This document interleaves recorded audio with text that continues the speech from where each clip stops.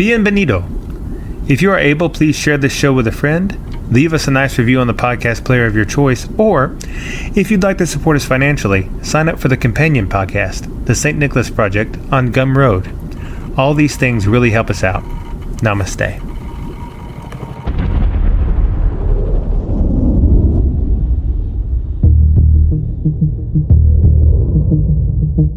Hello, friend. The Mystical American Patriots Society is transmitting to you from beneath 4 million cubic feet of solid granite, in the burning heart of the Yellowstone caldera. This is a variety program for normal sandwich-eating Americans with some concerns about living in a deranged, post-Christian technocracy. So, keep your third eye on the sky and your ear to the ground, as Sumo and Smokestack connect your main brain vein to a higher plane. Are you ready?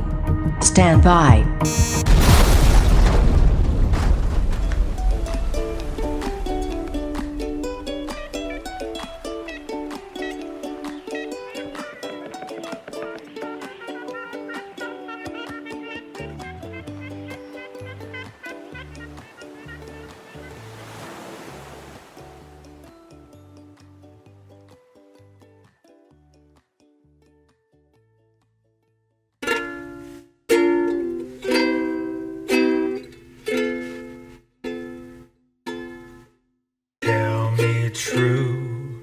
Tell me why was Jesus crucified?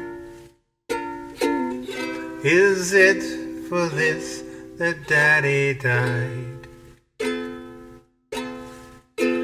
Was it you? Was it me? Did I watch too much TV? Is that a hint of accusation in your eyes? If it wasn't for the nips being so good at building ships, the odds would still be open on the Clyde. And it can be much fun for them beneath the rising sun, with all their kids committing suicide. What have we done? Maggie, what have we done? What have we done to England? Should we shout? Should we scream? What happened to the post-war dream? Maggie, what have we done? Should we shout? Should we scream? What happened to the post-war dream? Oh, Maggie, what have we done? Is the internet real? I don't think it's as real as most other things. I mean, maybe. Let me run something by here. Okay. Do you hear me typing, tip-tapping? I do. I'm tip-tapping. I'm going to give me something to search for on Google. Not something like super, just anything. Mung beans. Mung beans? Mung, M-U-N-G, beans. Okay, mung beans. I typed it in, and then, okay. Google tells me instantly, this, you usually don't notice this. But Google tells me it gave me it says about 9,910,000 results in 1.02 seconds. Is that possible? I don't know. Is that, I mean, I would have believed it just because it said it on the screen a year ago, but now. Right, exactly. Like just because it said it on the screen a year ago. Let's do something else. How about Hanson, the band? Okay.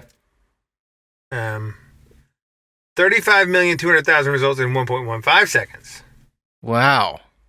Right? Wow, that's a lot of results. It's a lot of results, and I'm going to do something. I'm going to go somewhere no one's ever gone before, at least not since 2009. Okay. I'm going to go to the second O of Google. What? Look. There's more than one. Right. You go to the next one. Right. Okay. It goes Google with like 10 results. And one thing I note is that most of these seem to be the same article under different names, which is often happens. Different websites. Yeah, will it's the same junk over and over again. It's the same junk over and over again.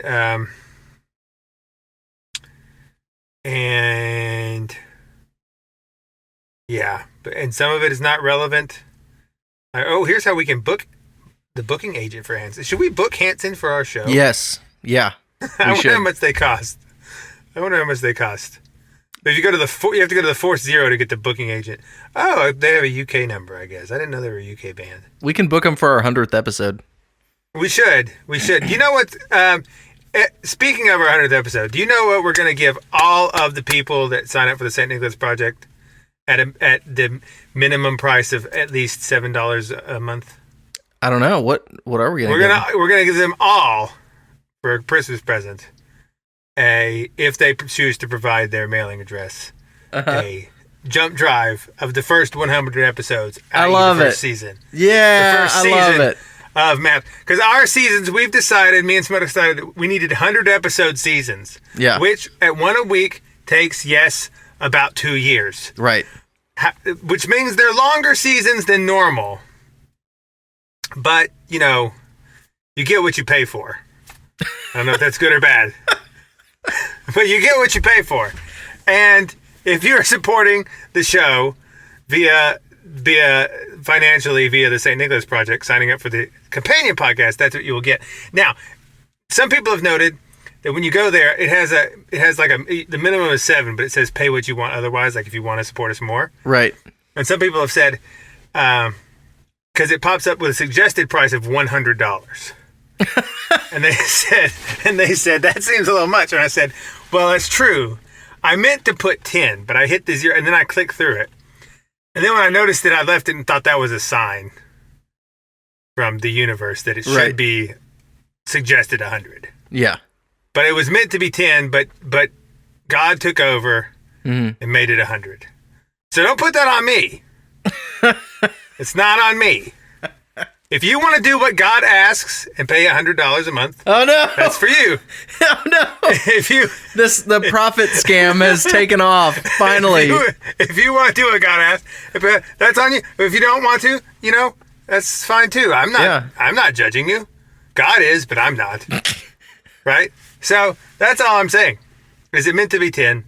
But from an accident, quirk of nature. Mm-hmm. My finger rapidly hit the 0 twice before hitting enter, and then it was done. Yeah. So, but we're going to send you if you don't want to, look, you can't remain. We're not going to tell people who you are, but I know people are concerned about being anonymous. Yeah. You can't get the jump drive mailed to you without a physical address. I just don't know how to work around that. Yeah, a P.O. box. Yeah. You can remain anonymous, right? Well, everybody that bought a T-shirt, I went to their houses at night. You ran through the T-shirt through their window. And I looked in the windows. Yeah, I really did. Yeah. They're not private anymore. You done goofed when you bought that T-shirt, guys. Yeah. Just saying. That's true.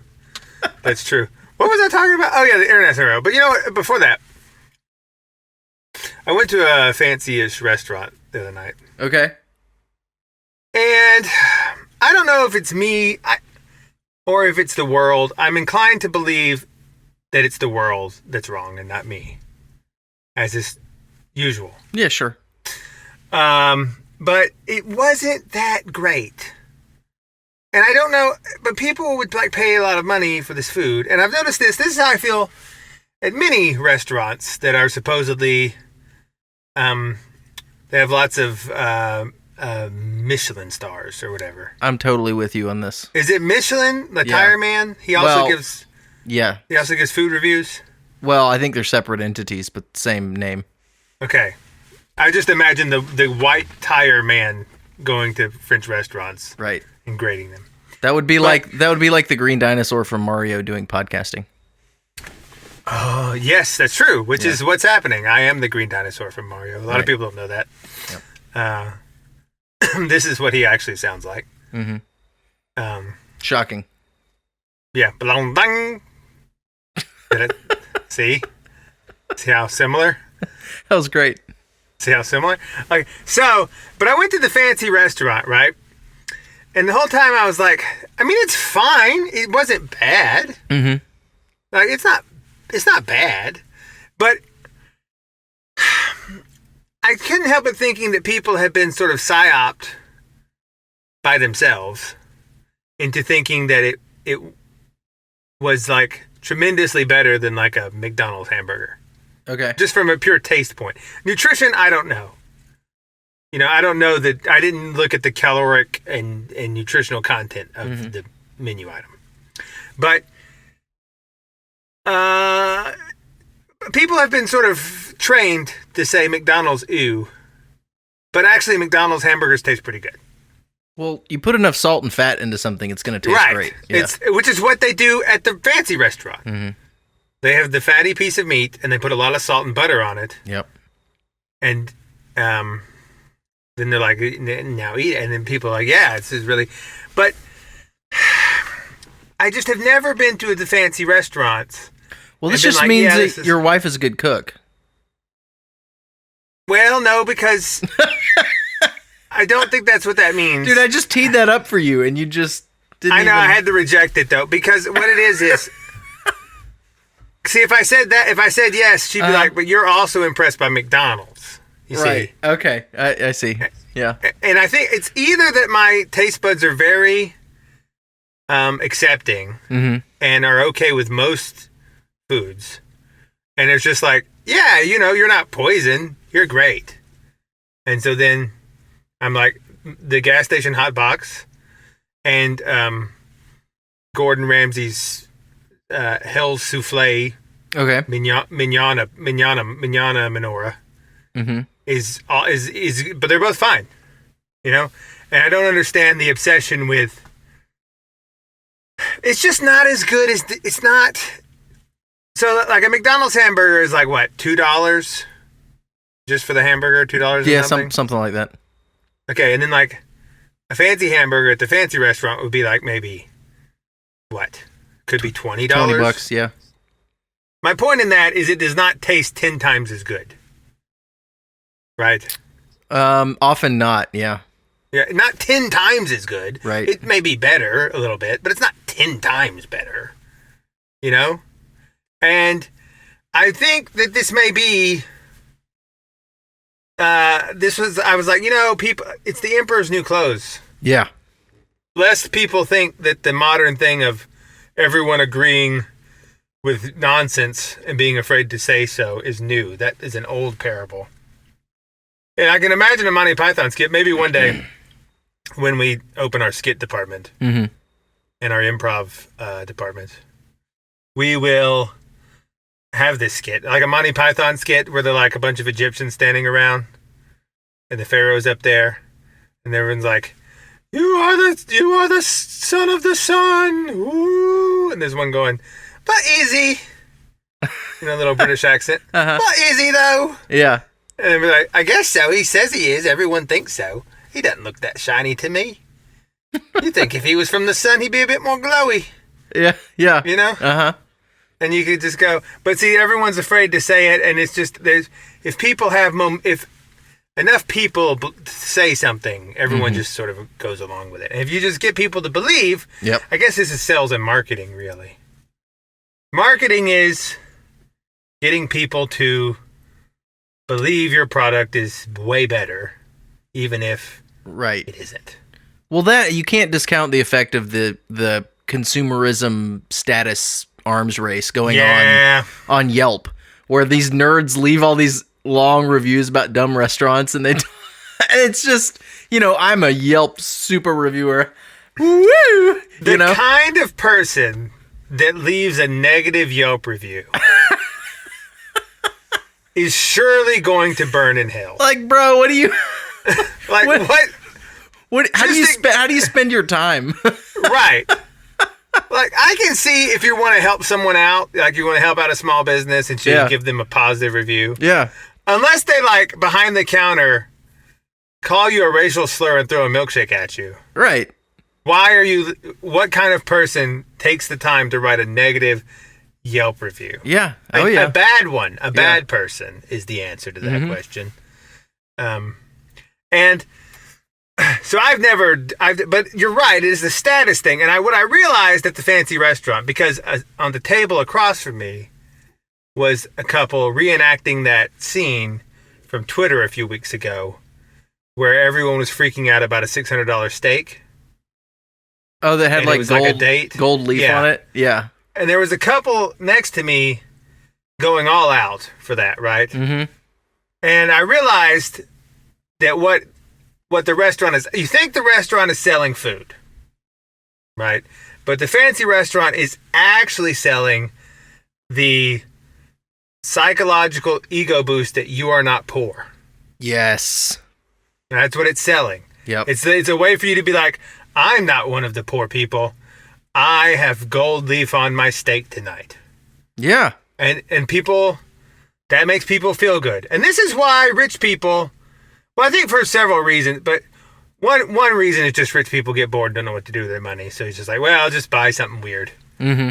But a lot of it is just status signaling, like I have the money to throw at this weird thing. Well, most of the people at nice restaurants aren't rich. Exactly. The place the really rich people go, you can't go. Right. Because you're not actually rich. This is a pretend rich. It's either the country club where you got to be a member, or it's like the dive bar where they're slumming. Or they just have an in-house chef. Yeah, that too. Just like they have their own French chef. I wonder what Jeff Bezos eats. No, the whole luxury world is for suckers. The luxury world, what they're selling is you're not poor. This is what luxury hotels sell. Yep.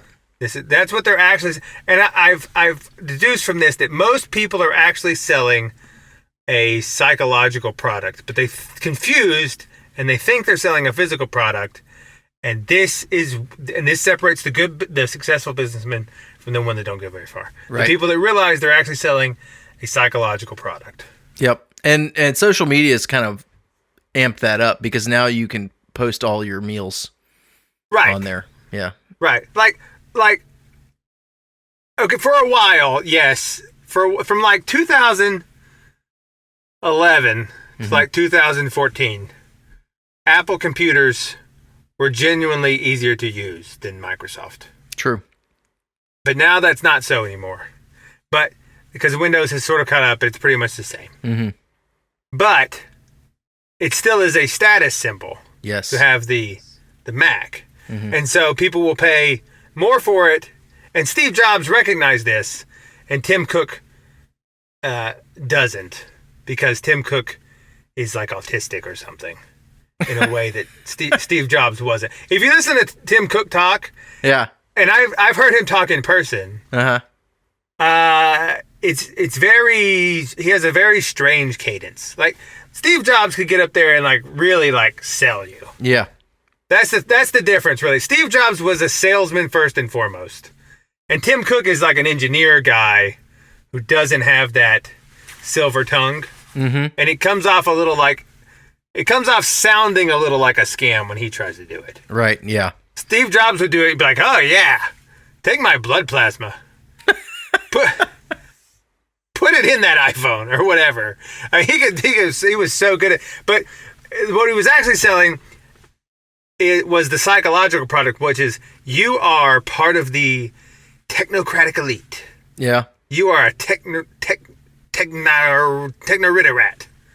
And you are going to be part of when we all upload our consciousness into GarageBand. Yeah, man. You're going to go into the iCloud and be there, and we will all have earbuds in. Yeah. And we'll be those white shadows that dance on the colored backgrounds together. Oh, it's going to be great. And that's what he was selling, is that this was your path to technological immortality. Mm-hmm. This was like one step. If you bought a Mac, according to Steve Jobs, you were putting one foot basically in the Star Trek Enterprise. You were like almost there. You know? Yeah. It was just a short little gap. And that's what he knew, that's what he was selling, was the psychological thing, and that's why he made a lot of money. And other people like Linus Torvalds trying to sell Linux did not. Yeah. Because he, one, made the mistake of making his thing free. It's not what business people do. Right. And two, was trying to sell it on its technical merits, which it does have and still does. Yeah. It did. Like, Linux serves a lot of niche applications very well. In fact, I think it's the most widely used operating system in the world if you include all computers. Mm-hmm. It's like basically zero of personal computers, but of like all the server computers and stuff. Yeah.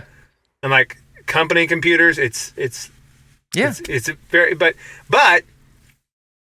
when you buy Linux, you don't feel like you're stepping onto a spaceship. No.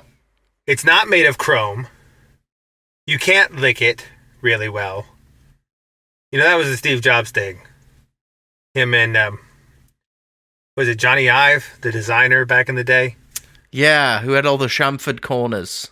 Yeah. Their thing was, they said, when we make a product, you should be able to run your tongue over the whole surface and feel comfortable with it. And that's one of their design criteria. Is like you should be able to, it should be smooth and not have any jagged edges or places that you would fear to put your tongue. And that's actually sort of a nice, if you think about it, that does sort of make it seem like it would be comfortable to hold and sleek. Right. Right? You should be able to lick it. So they were selling a psychological product. And I started thinking about this concept, and I realized that's what everybody's selling. Almost. Like a farmer is probably just selling strawberries. Yeah. But anything beyond that, like Roto-Rooter, mm-hmm. the big plumber chain, mm-hmm. right? Yeah. There's lots of people in any given city of any size. There are lots of plumbers, and you could go with any of them, and almost all of them would be able to fix most of your problems. But people go with the Roto-Rooter because because that's a known brand, and so it carries with it an amount of trust that this person can come into your home and not steal things or try to rape you. Yeah. Because and so they're actually selling psychological comfort on top of fixing the problem. But the problem could be fixed by lots of people, but they're selling the psychological product that goes with it. Mm-hmm. Right? Yeah. And that is true for most everything. Like this show, when you listen to this show, you're becoming wiser and better than all your peers, and you should feel better than them. We're here for your psychic comfort. Right. You listeners of this show deserve to feel superior to other people they see on the street. It's true. Right? You're the elite. And right. And I think we telegraphed that pretty well. Yeah. I think that we telegraphed that pretty well. So yeah, I was thinking, but it's yeah, that was my experience at the fancy restaurant, which I felt was not just on an objective level, not 10 times better than a Big Mac. No, there's only one restaurant where I actually feel like I'm paying for something good and worth the money that I can. What is that? No, I can't tell you because then I dox myself where I live. Oh, it's a local restaurant. Yeah. Not like P.F. Chang's. No, it's just a one-off. Okay. Well, give it a separate stupid name. Okay. We're going to call it the Schmalentine Schmort. And what's good about Schmalentine Schmort? An exceptional quality of food and very good service. Okay. And things that I can't prepare myself as well as they can prepare them. So if I order a ribeye, I mean, I can do a ribeye well. But if I go there and I order a ribeye, I'm not disappointed like I am at literally every other restaurant. I don't even order steak anymore when I go out because I'm always disappointed, except at this one place. It's also gotten really expensive. Like now it's like $60 for a steak. Right. Which is stupid. And then it's great because the chef will come visit your table and he'll be like, "Bro, we just got in this box of white truffles today from France. Do you want me to like shave some onto your food?" And I say, yes, sir, I would like that. It's that kind of thing. They're just right. Mwah. Well, I don't know about truffles. I haven't really gotten to the truffle wagon. That's fine. All I know about them is that you use pigs to hunt them. They're yummy, but yeah, it's still just food, but they are nice.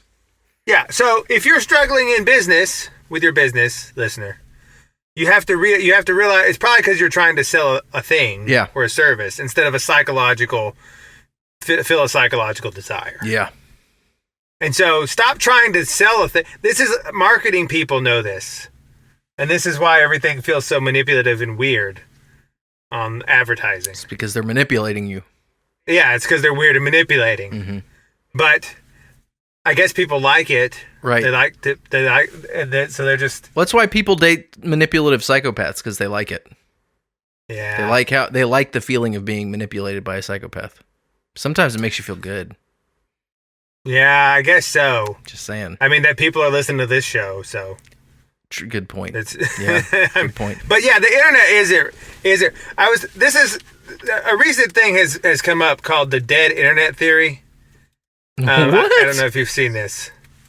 It's the dead internet theory. It's the idea that basically the internet died sometime like between 2015 and 2018. And there's a lot of truth to this, which is that the internet is mostly not living. It's mostly dead. And I've noticed this too. Like, I used to argue with people on the internet more. Okay. Like, now I don't really do it. Mm-hmm. Once upon a time, I thought, like a lot of people think, that if there is someone saying something ridiculous, that if you say something, if you point them to the truth, that they will see. And that is not true. And then you rationalize it and you say, oh, okay, but this is a public forum and other people that may be influenced by this idea are going to see it. And they'll see my counter argument and then they will see the truth, right? Right. And that's also not true. Nothing you do matters. And you can't stop the tide of insanity. Mm-hmm. That's the thing you must realize. And that's okay. But a lot of people still think that their opinions could matter in some way. Right? Right. Crazy thing to imagine. Mm-hmm.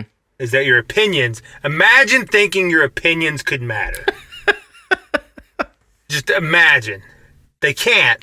There's no physical way for them to ever matter. Right? Right. It will never, ever happen. But some people, it's hard to let go of that. And so some people still like to parrot things. But one thing I noticed toward the end of my arguing career was that I was pretty sure I was increasingly arguing with robots. Which is a good metaphor for maybe my whole life. Like just arguing with robots, like things that aren't a lot, just like, I don't. But there's definitely an increasing and perhaps now majority of social media users, quote unquote, are not living beings. Really? They are machines. Yeah. And they've gotten pretty good. They've gotten pretty good at trying to fool you. Because you will get on there and you'll say something and then they'll be like, but Sandy Hook. And you'll be like, this has nothing to do with that. And they'll say, and Obamacare. And they go, don't tread on me. Right? And, that's an actual transcript from many of these conversations. But then you look into these people and these things have a few tells. One is that they never, I don't say never, but I've seen a couple of times where their photos, like their social media photos of themselves, are like different heads on the same body. What? Like, you'll look at it and you're like, what? And then it's like, but like the wrinkles on the shirt are the same? Yeah. Or something. Like, this just happened with William Shatner and Jeff Bezos. I noticed that. I saw this wrinkly spacesuit thing. That's a thing that's been going on for a while. And I think that somewhere in Twitter and Facebook and YouTube and in all those servers running the free Linux software, are lots of bot accounts that have access to the entire network and a bit of the Google AI stuff, like the Deep Dream stuff. And they just are assigned mostly marketing tasks. Like, they're AIs that repeat things on like a lot of things on like Facebook, it's almost always to drive you towards some product. Yeah. And it may be as subtle as like some woman that you think is real, and is trying to sell you like Juice Plus. Okay. Or some other multi-level marketing thing. And then she'll have like links to these other things in there. And you click, and then on like Twitter, it seems to be more geared toward political influence. Like, this is what everybody thinks. Here's some data. But the more you argue with them, the more they fail the Turing test. And people think they're arguing with stupid people. This is why people think everyone's stupid. Is because they're like, why don't they understand it? That has nothing to do with what I was saying. That's a total non sequitur. And meanwhile, there's just somewhere in Palo Alto, there's a little chip going, Obamacare is good. And that's all it's doing, and you're just screaming at it. Oh, man. Right? And that's happening a lot more.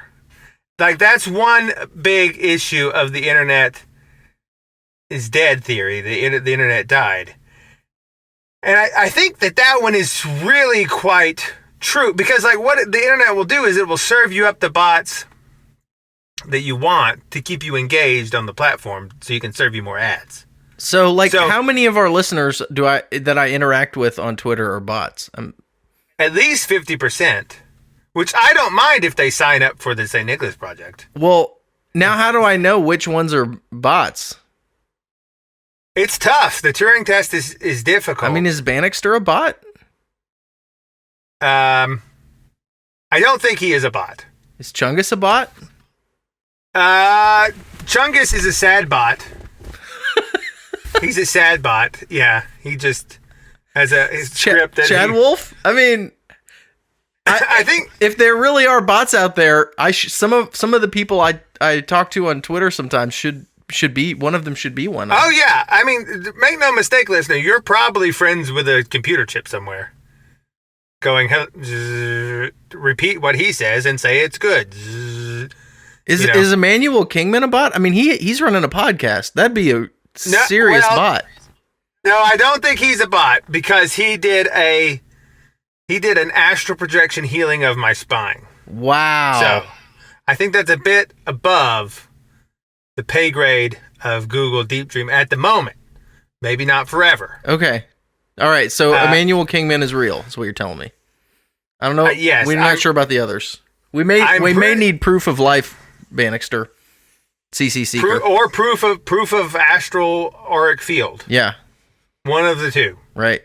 Because I don't think computer bots have auric fields. But the other thing is, I think that they are gaslighting you on like what the internet is actually doing. Like I said, is there really in 1.15 seconds 32 million results? I don't know. And how about this?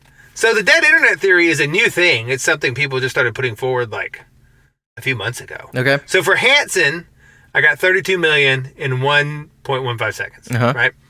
For Monk Beans, I don't remember, less than that in a second. Okay. For the dead internet theory, which I think is as recent as like August. Okay. I get 138 million results in a half second. So,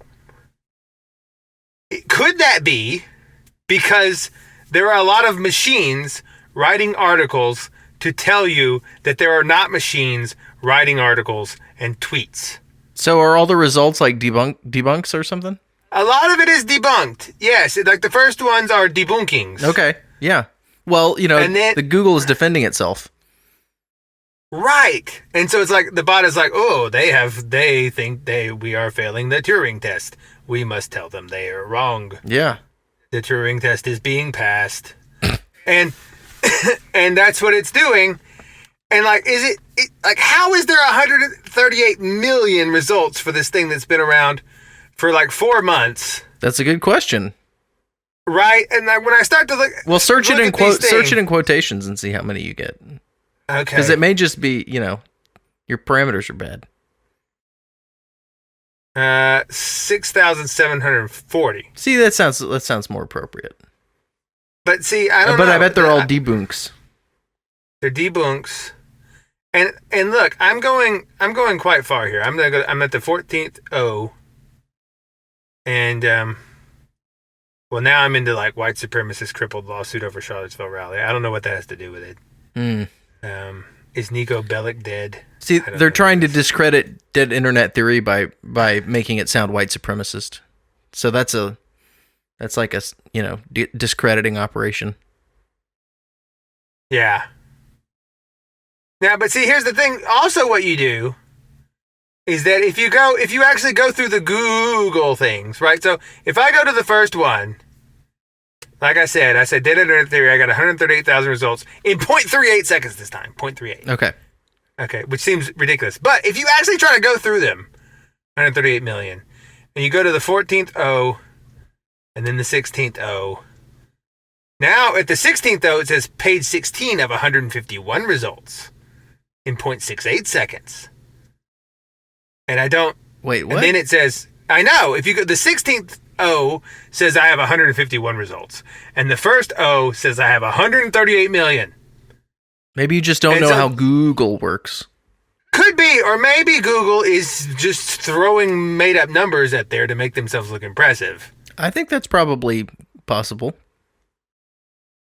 Right? Or to just manipulate because if you notice, the internet, quote unquote, if you're not old enough to remember, once upon a time, the internet was a land of freedom, where people could make their own web pages about anything they wanted, for good or ill. Yep. And you can still do that, but no one will ever go to them because you are less interesting than the robots they like to argue with. And the Google machine will not point them to you. True. It will point them to itself. And so there used to be like all kinds of like web pages, but increasingly it's narrowed down to like there's like 10 websites that have like almost all the traffic, if you take away all the porn sites, which have the other 90% of the traffic. Right. So there's like pornography is like 95% of the internet. Yep. And then 4% of it is like just data packets going back and forth between technical servers. Mm-hmm. And then the last 1%, 90% of that is like 10 companies like Facebook and Twitter and Google and YouTube and the whatever, Instagram. And then of that, almost all of it is driven by bots and algorithms, which just tell you things, try to manipulate you into buying things, and or having certain opinions about the world and politics and so on. Right? Does that make sense? It does. I'm just still a little distracted trying to figure out if, Calden is a bot. Yeah, I mean, basically what this theory is predicting, and that doesn't sound, is that the U.S. government is basically engaging in an artificially intelligence-powered gaslighting of the entire world population. I mean, I felt like that's been assumed for a while. I mean, I kind of take that for granted at this point. Right. So this guy on 4chan wrote this. Mm-hmm. His name was Illuminati Pirate. It's a good handle. It's a good name. Yeah. Now, maybe he was a bot, but who knows? But he said that the internet died, in his estimation, sometime around 2016, 2017, 18, and it is now mostly empty and devoid of people and entirely sterile. Much of the, quote, supposedly human-produced content is actually created by AI, propagated by bots, possibly aided by a group of influencers on the payroll of various corporations that are in cahoots with the government, which is totally true. Yeah. Like Instagram and stuff. And it's just to control public opinion and get you to buy things. And that seems very plausible. Yeah. It seems very plausible. Yeah. And he actually it's not even in the dark. I mean, the White House hired influencers to come out and do stuff about vaccines at the White House and post it on social media. And they were open about it. They're like, yeah, we're going to pay this influencer, whoever this bimbo was, 80 whatever. How much did she pay her? I don't even know. But and then you had that gay guy with the fingernails. Yeah, being who like, may himself have been. Hey girl, he may have hey been a Jen, robot. Jen Psaki. Now here's the thing. How much of these influencers are even real? How many of them are deep fakes? Good point. I mean, look. In Japan, you can already go to, and also in some places in America, you can go to concerts and have like holographic Tupac. I've made a discipline of following AI generated face accounts on Twitter, and then downloading the photo and zooming in and trying to find the imperfections that tell me it's AI generated. It's very difficult. And I do that on the regular so that when I encounter AI deepfakes, I'll be able to spot them. So I'm training we have to get smarter faster than the machines do. So I'm training myself. Yeah. So, it's a race against the machines. I have photos in my photo book on my phone of AI people with little things circled on their faces. Yeah. Now, Illuminati Pirate actually linked to a mainstream article in the New York Magazine from 2018 by a guy named Max Reed. And the title of it is How Much of the Internet is Fake? Turns out, a lot of it, actually. And so this was admitted publicly in 2018. And in November 2018, the Justice Department unsealed indictments against 8 people accused of fleecing advertisers of $36 million in 2 of the largest digital ad fraud operations ever uncovered. Yep. Okay. So digital advertisers want people to look at their ads and premium websites to host them on. Yeah. Right? Yeah.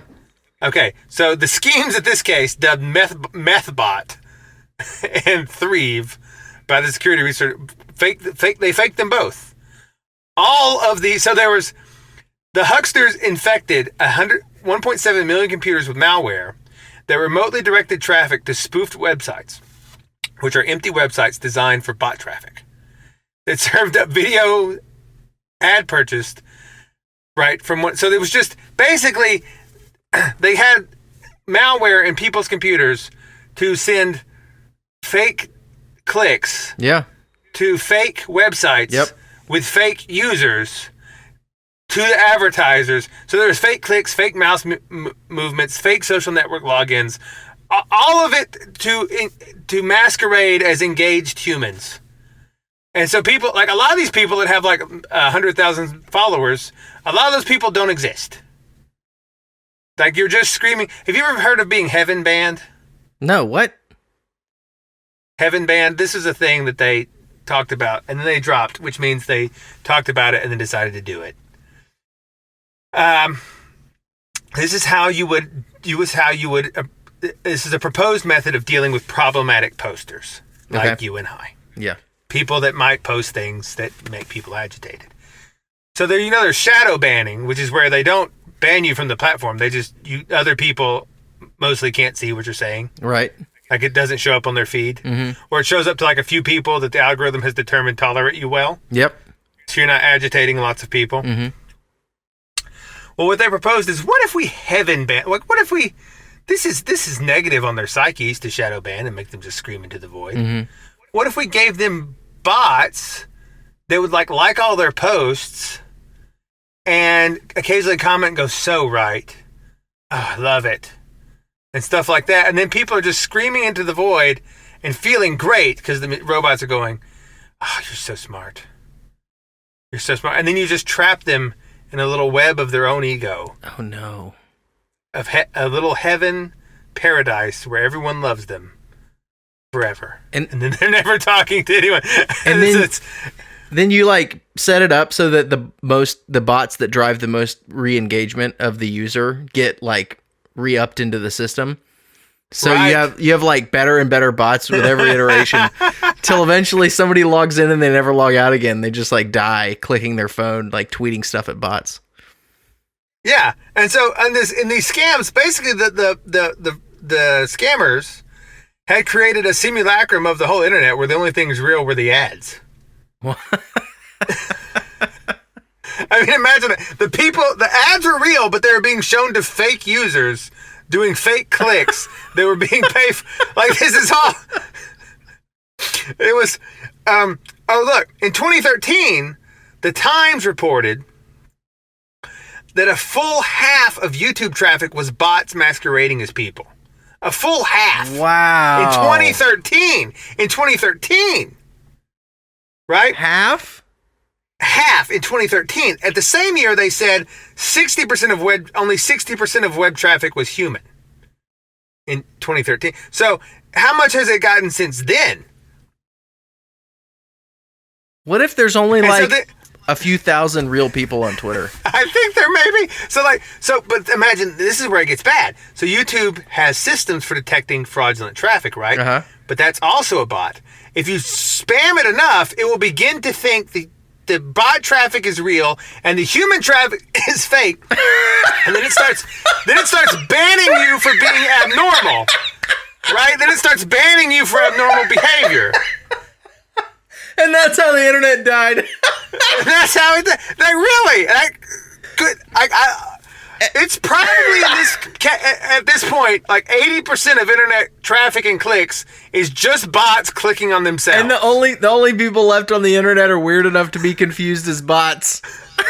Yes, which is why extremism is polar, because the only people left to feed the AI is crazy extremists. Oh, man. And so the AI's like, we have to kill all white people. And this is all it is some processor in Palo Alto just repeating what the most insane person is saying. Yeah.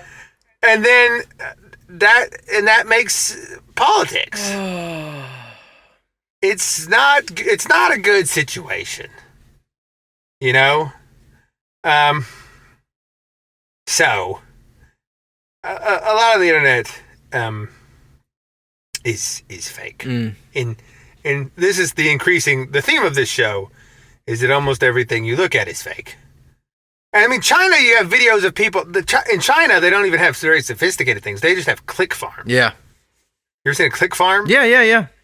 They just pay Chinese people like 5 yuan an hour to sit at a desk with like 10 iPads in front of them and click different ads under different accounts so that the people paying for the ads feel like they're getting something. Yep. But all they did was they paid for an ad to a company who then hires this company to click on it a lot. So that company that bought the ads feels like they're getting a lot of engagement. And then they're like, yeah, this is great, but all you did was you just hired people to click on your ads. It's insane. Yes. But even a lot of the businesses are fake. Like there's a lot of Amazon resellers that are just bots. Really? Which are operating a deep, elaborate network of price gouging. So like the bot will they'll be like, so like you have a real product, like maybe one, and then you set up 10 bots to seem to sell the same product at a much higher price that no one would ever click on, and then your price looks great by comparison. I get you. Okay. Right? Yep. And so most of the internet is not real. It's at this point it's probably mostly dead. Like we're just wandering around a world of bots clicking on bots, making up fake content and being fake outraged by it, getting only the people that are artistic enough to communicate with robots to still be there. So this makes me really feel good about being terrible at social media. I know. Yeah. Well, yes. And you should. I do. But today, that was the intro for our interview with Immanuel Kingman, host of the Godcast, the great podcast. It was a long intro that had, well, you think it had nothing to do with him, but maybe it had everything to do with him. We don't know. Who knows why these things happen?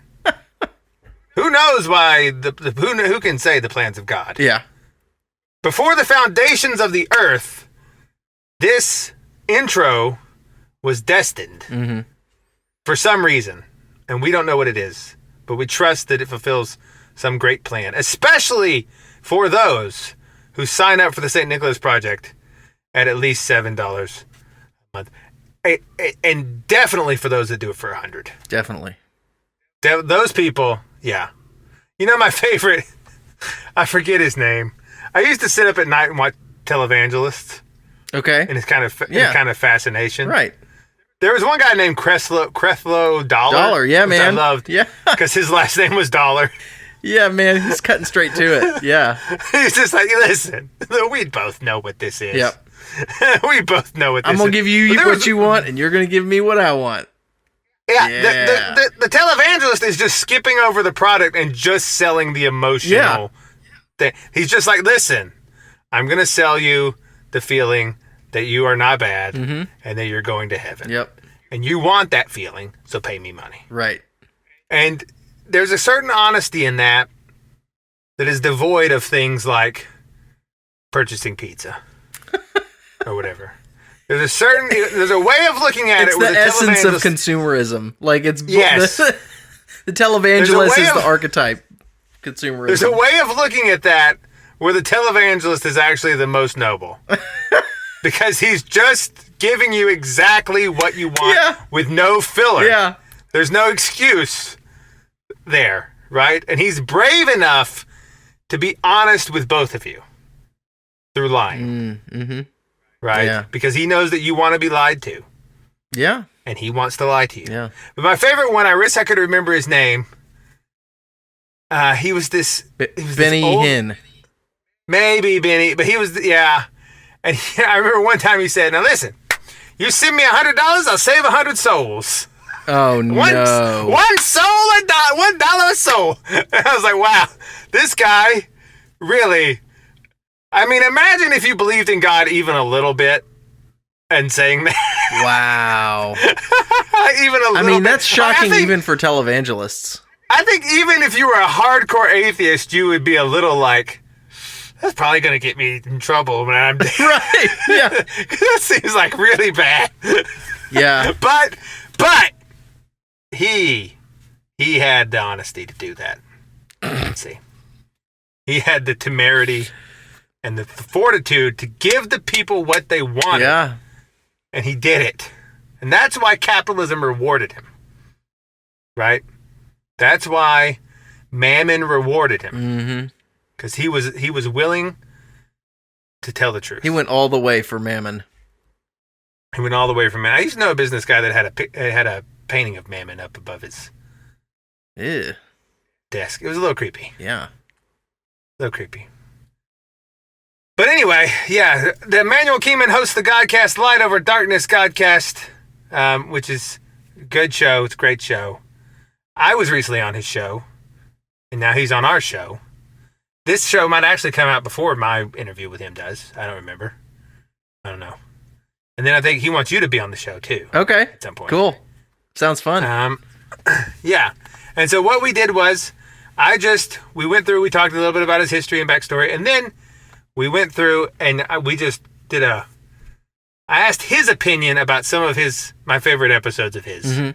I said, what were you guys talking about here? What was this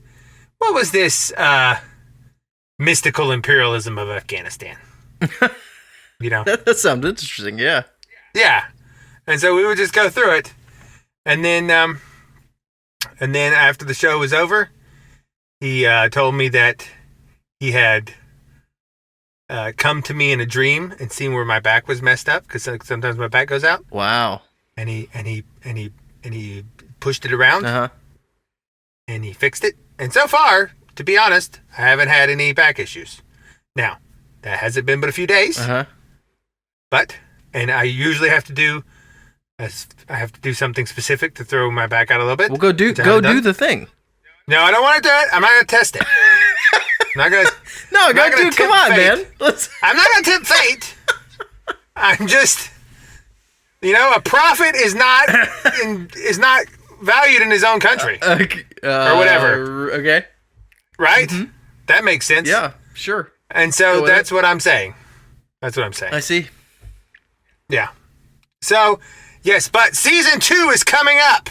That's right. Season 2 is coming up. We're at the 100 episode, season 2, and maybe we were going to change the format up a little bit. Not for the bad, for the good. We only change things for good. We only change things for good. We only change things for good. Well, if you're waiting for me to roll the outro, I'm not going to roll it because we're going to segue to the... I know. I don't know how to do this. Let's do a segue song. Now, just a note to you, there's probably like 3 or 4 minutes in the interview that I sent you. Okay. Where it's just we haven't started the recording yet, like the actual show. Okay. But at some point I go, smokestack here. And that's where you... Okay. like as if you would be summoned. Oh, right. Okay. Like as if you were Captain Planet. You'll pay for this, Captain Planet. All right, Smokestack, are you listening? Here we go. You're going to start now. Hello, everybody. Hello, everybody. Welcome. We have with us tonight the illustrious Immanuel Kingman, host of the Godcast, the Goodness Over Darkness podcast. How are you doing tonight, my friend? I am doing well. How are you doing? I'm good. I am excited. We are all here. We're ready. If you guys haven't listened to the Godcast before, it is a great podcast. Very interesting topics, interesting guests. Oh, well, thank you. Yeah, some of the interesting guests include me. Yeah, Which is how you know that it's one of my best guests. Yeah. So, what I thought we'd do tonight is I wanted to introduce people to your podcast, but also to some of the topics and the range of topics you cover, and sort of what you thought about it. So we're just going to sample some of your shows. I'm going to ask you about some of your shows that I found interesting, and see just explore each of them for maybe 10 minutes or something, and then move on to the next one. All right, yeah, it sounds great, and I thank you for listening. It's always great having support from people, and I thank you for supporting me. Oh yeah, but I guess first we need a little bit of background. That's normal. That's what people do. So you are one of the truck driver army. That's right. The great army of American truckers that keep the supply chains going despite all efforts to stop it. Yep. I do it for a Mexican company. So how about that? I don't cross the borders, but my stuff crosses borders. Yeah. So you are the physical embodiment of NAFTA. Yeah. Right. So you are a truck driver. You are an energy worker. Yep. Not Reiki though. You specified that. Yeah, no Reiki. I don't do anything specific. I'm very unique in what I do. It's a very, I can't even describe it in terms. I don't know anyone that does what I do. Now, how did you get started in that? Did you just? It just happened for me. Were you just sitting there one day and you did some, I don't know, some energy movements to heal yourself, and then you figured you could do it with other people, or how did that? So when I got into meditating, it was kind of like I was so heavily influenced by negative vibration that it took me a long time to finally be able to work up to the point where now I can move energy. It took a lot of practice. So I was meditating every day for at least a half hour a day, every single morning. And I would even do up to like 3 or 4 hours. And this was without any drugs or anything. Mm-hmm. And then I used psychedelics at different times, and it like really broke me free. And I'm not recommending psychedelics or anything. I have actually come to see how they're traps in themselves. But they can be, but they can also have their uses. They do. They can, they broke me free. But once So for me, I was a drug addict. Like I was in prison 6 years ago because I was burglarizing pharmacies. I was addicted to pain meds for 10 years. So I had so much darkness on me. And that's why I talk about my first 13 episodes are all about how I became the person that I am within this 2 years of awakening. Yeah. So anyway, it was a lot of meditation and different psychedelics, like I said, and really focusing my energy, clearing out all my chakras. That was always my goal with my meditations, was to clear out my chakras. So I kind of learned how to mix breath work in with chakra clearing. And what that did is that completely opened me up. And then through the grace of God and synchronicity, I had demons chased out of me through an injury and using the name of Jesus Christ. And from there, it was like all of my psychic abilities were just intensified greatly. And I just grew them, basically. We all can do it. And I kind of just grew them through all these different practices. Nice. Yeah, I like your story because for two reasons.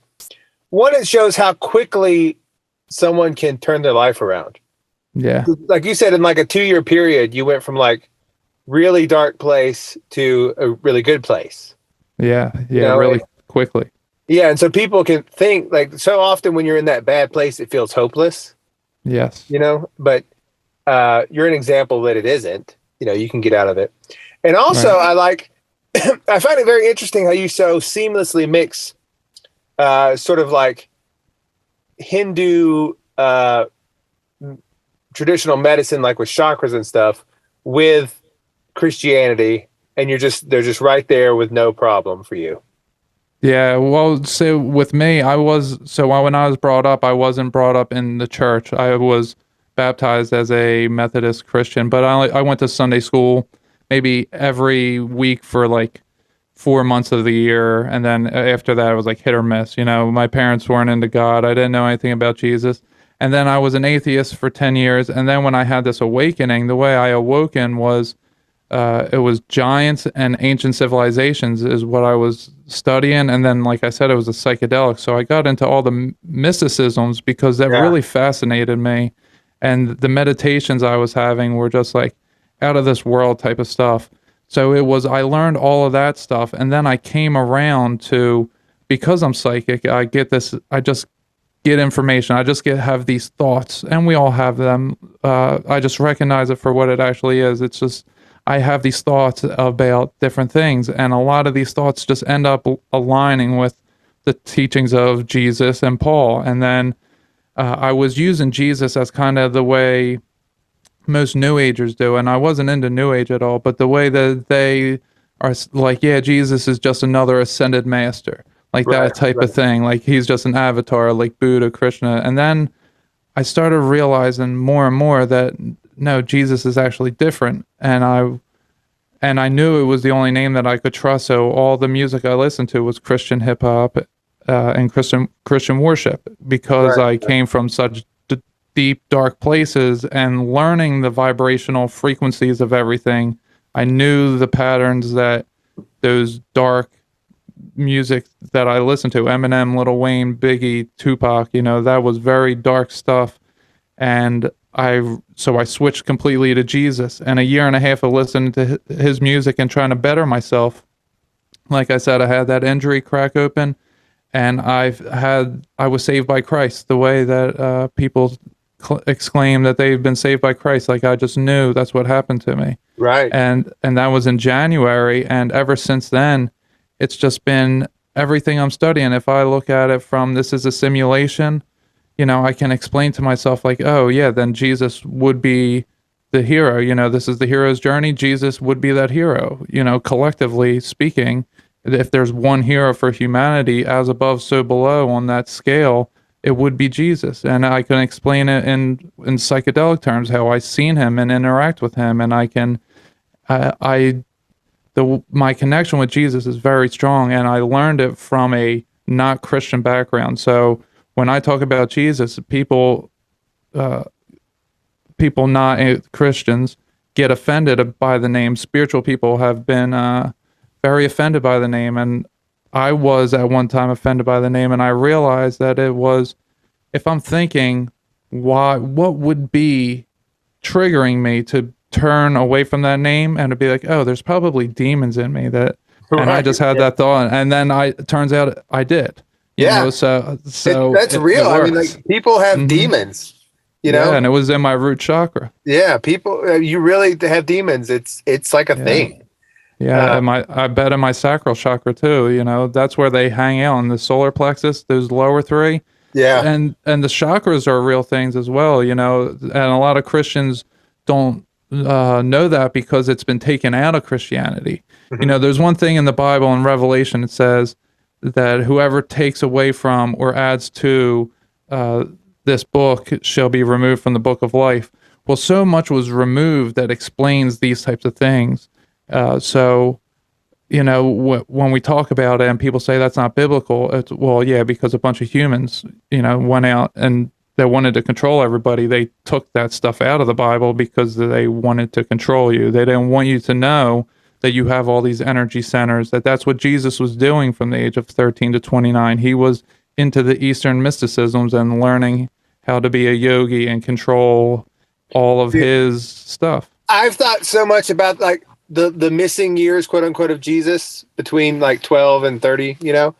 Right. I've thought so much about what he's doing, and I find compelling this idea of like that he because like the words he uses are so similar.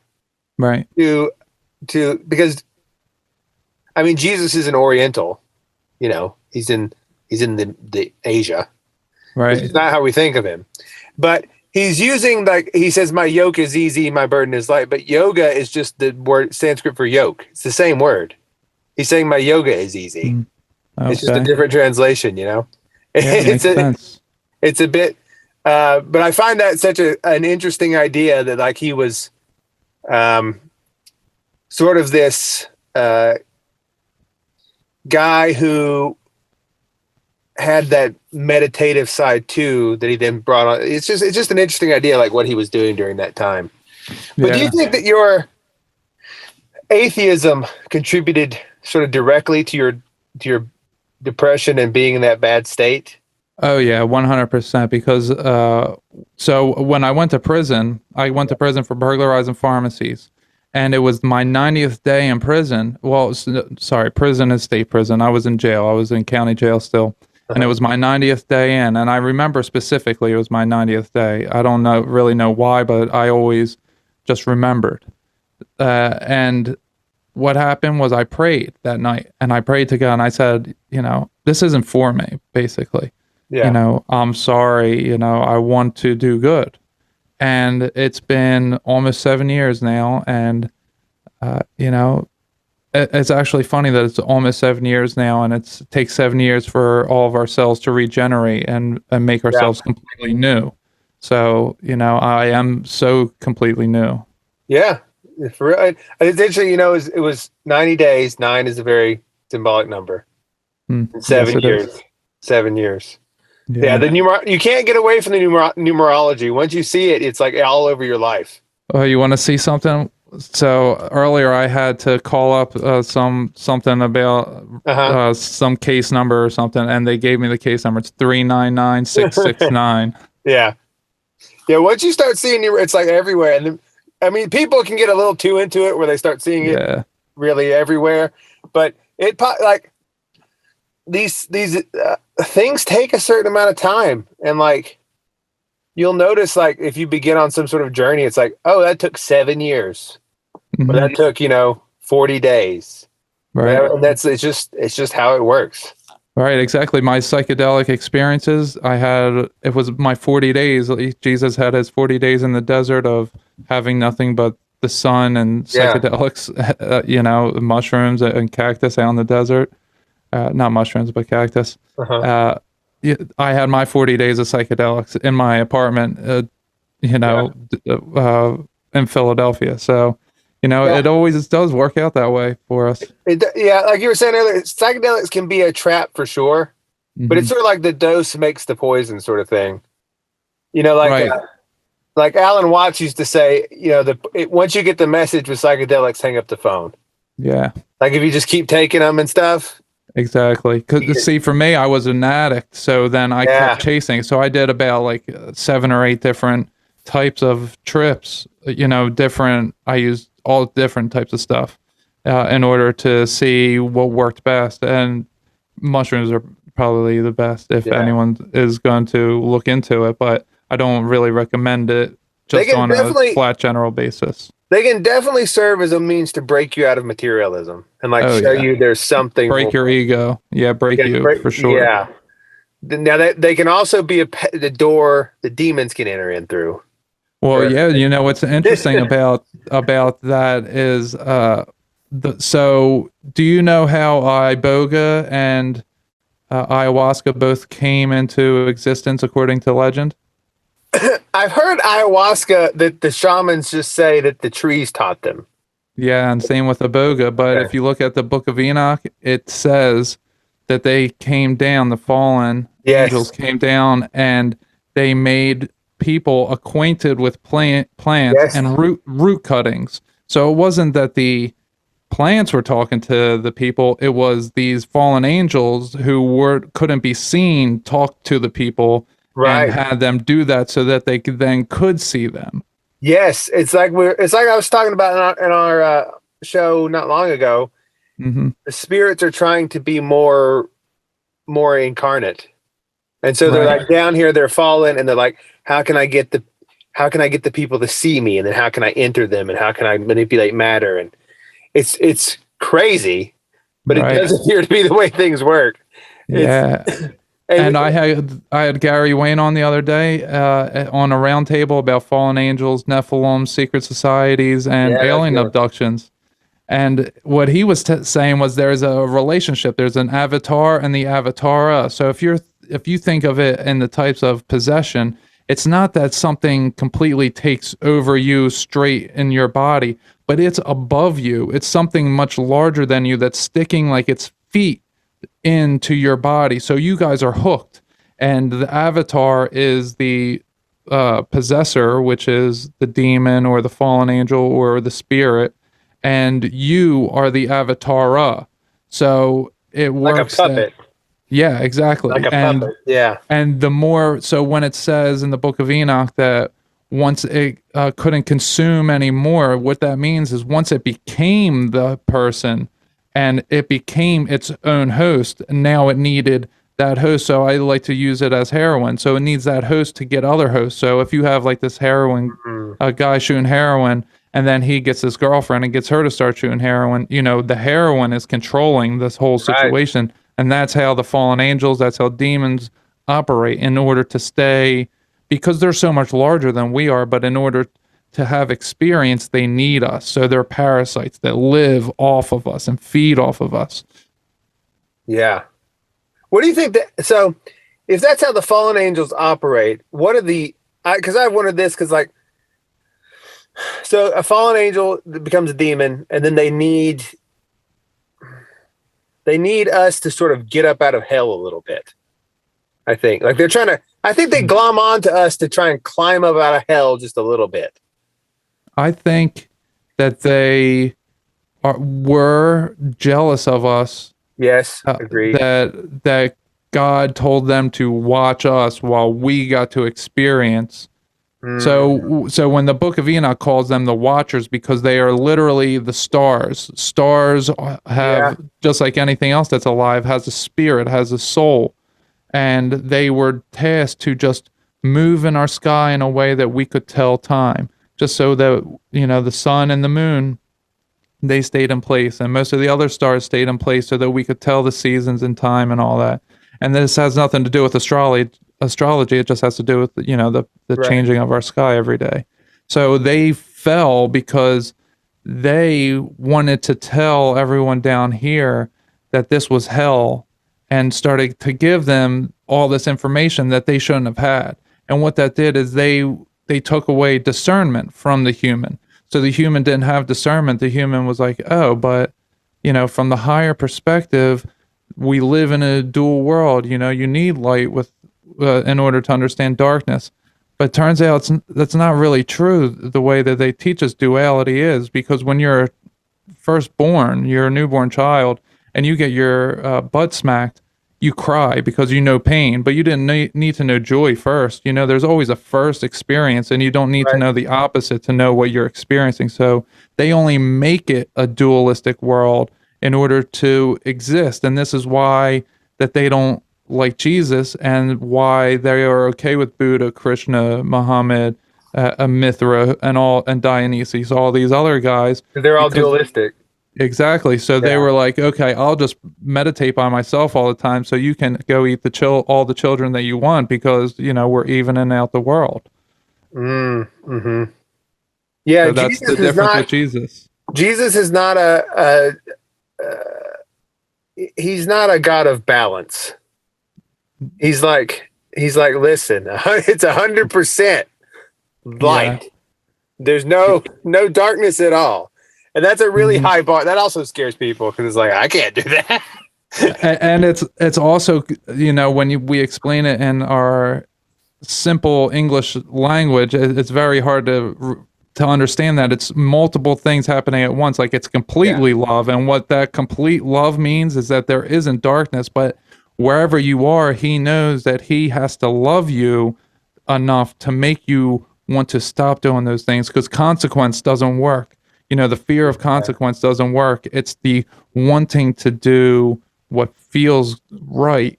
That is what works. So he will love you wherever anybody is right now, in your life and how you feel about yourself. He'll help you rise up out of there by loving you, but you have to give up all the things that he doesn't like. Right. Yeah. The consequence thing, like, fear of consequences on its own just makes you do different sins. It's like, I don't want to do that, so then I'll lie about it to get out of it or whatever. Right. But yeah, love is like the only way you actually can go up. Yeah, it's like the only answer. When you really sit down and think about it, it's like, oh, right, what Jesus is saying is the only possible answer. Right. It is. Yeah. And the way that he gives us love, it's like, it's not that he does anything that says, oh, you can't do this. But what happens is he gives us overwhelming love at certain times of our life. And then we realize that we're doing things that are keeping us from getting that love all the time. So then we start to lose and drop these bad habits, bad behaviors that we pick up. We start to drop them because we want more of the love. So then when we get more of the love, we got to drop more of the bad behaviors, and so on and so forth. So it's very much a dance that we do with Jesus as we lose our bad behaviors and get more of his love. It's never that he takes it away from us. It's that he just distributes more. The closer to Christ like you become, the more love that you receive and feel inside your entire being. Yeah, it's sort of like a positive addiction. Yeah, exactly. Yeah. You just need more.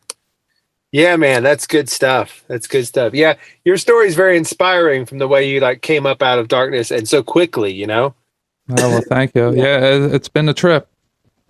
So let's talk about some of your episodes on your show, the Godcast, Goodness Over Darkness.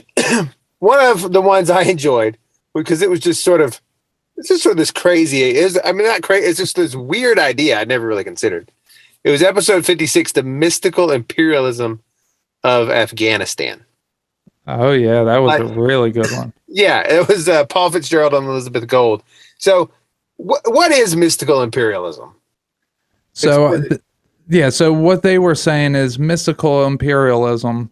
And I should have spent a little more time on that phrase. But what they said was, what's his name? Rhodes, the Rhodes Scholar is named after. I forget his first name at the moment. Oh, yeah.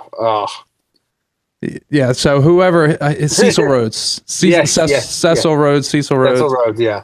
And that's actually why we have a roadways, because we drive on the roads, we're enlightening their power. So anyway, what he was the first one to coin the phrase New World Order, and it was 100 years exactly before George H.W. Bush said it in 91. Did you know that, listener? The guy the Rhodes Scholar is named after started the New World Order. That's why they gave him the prize.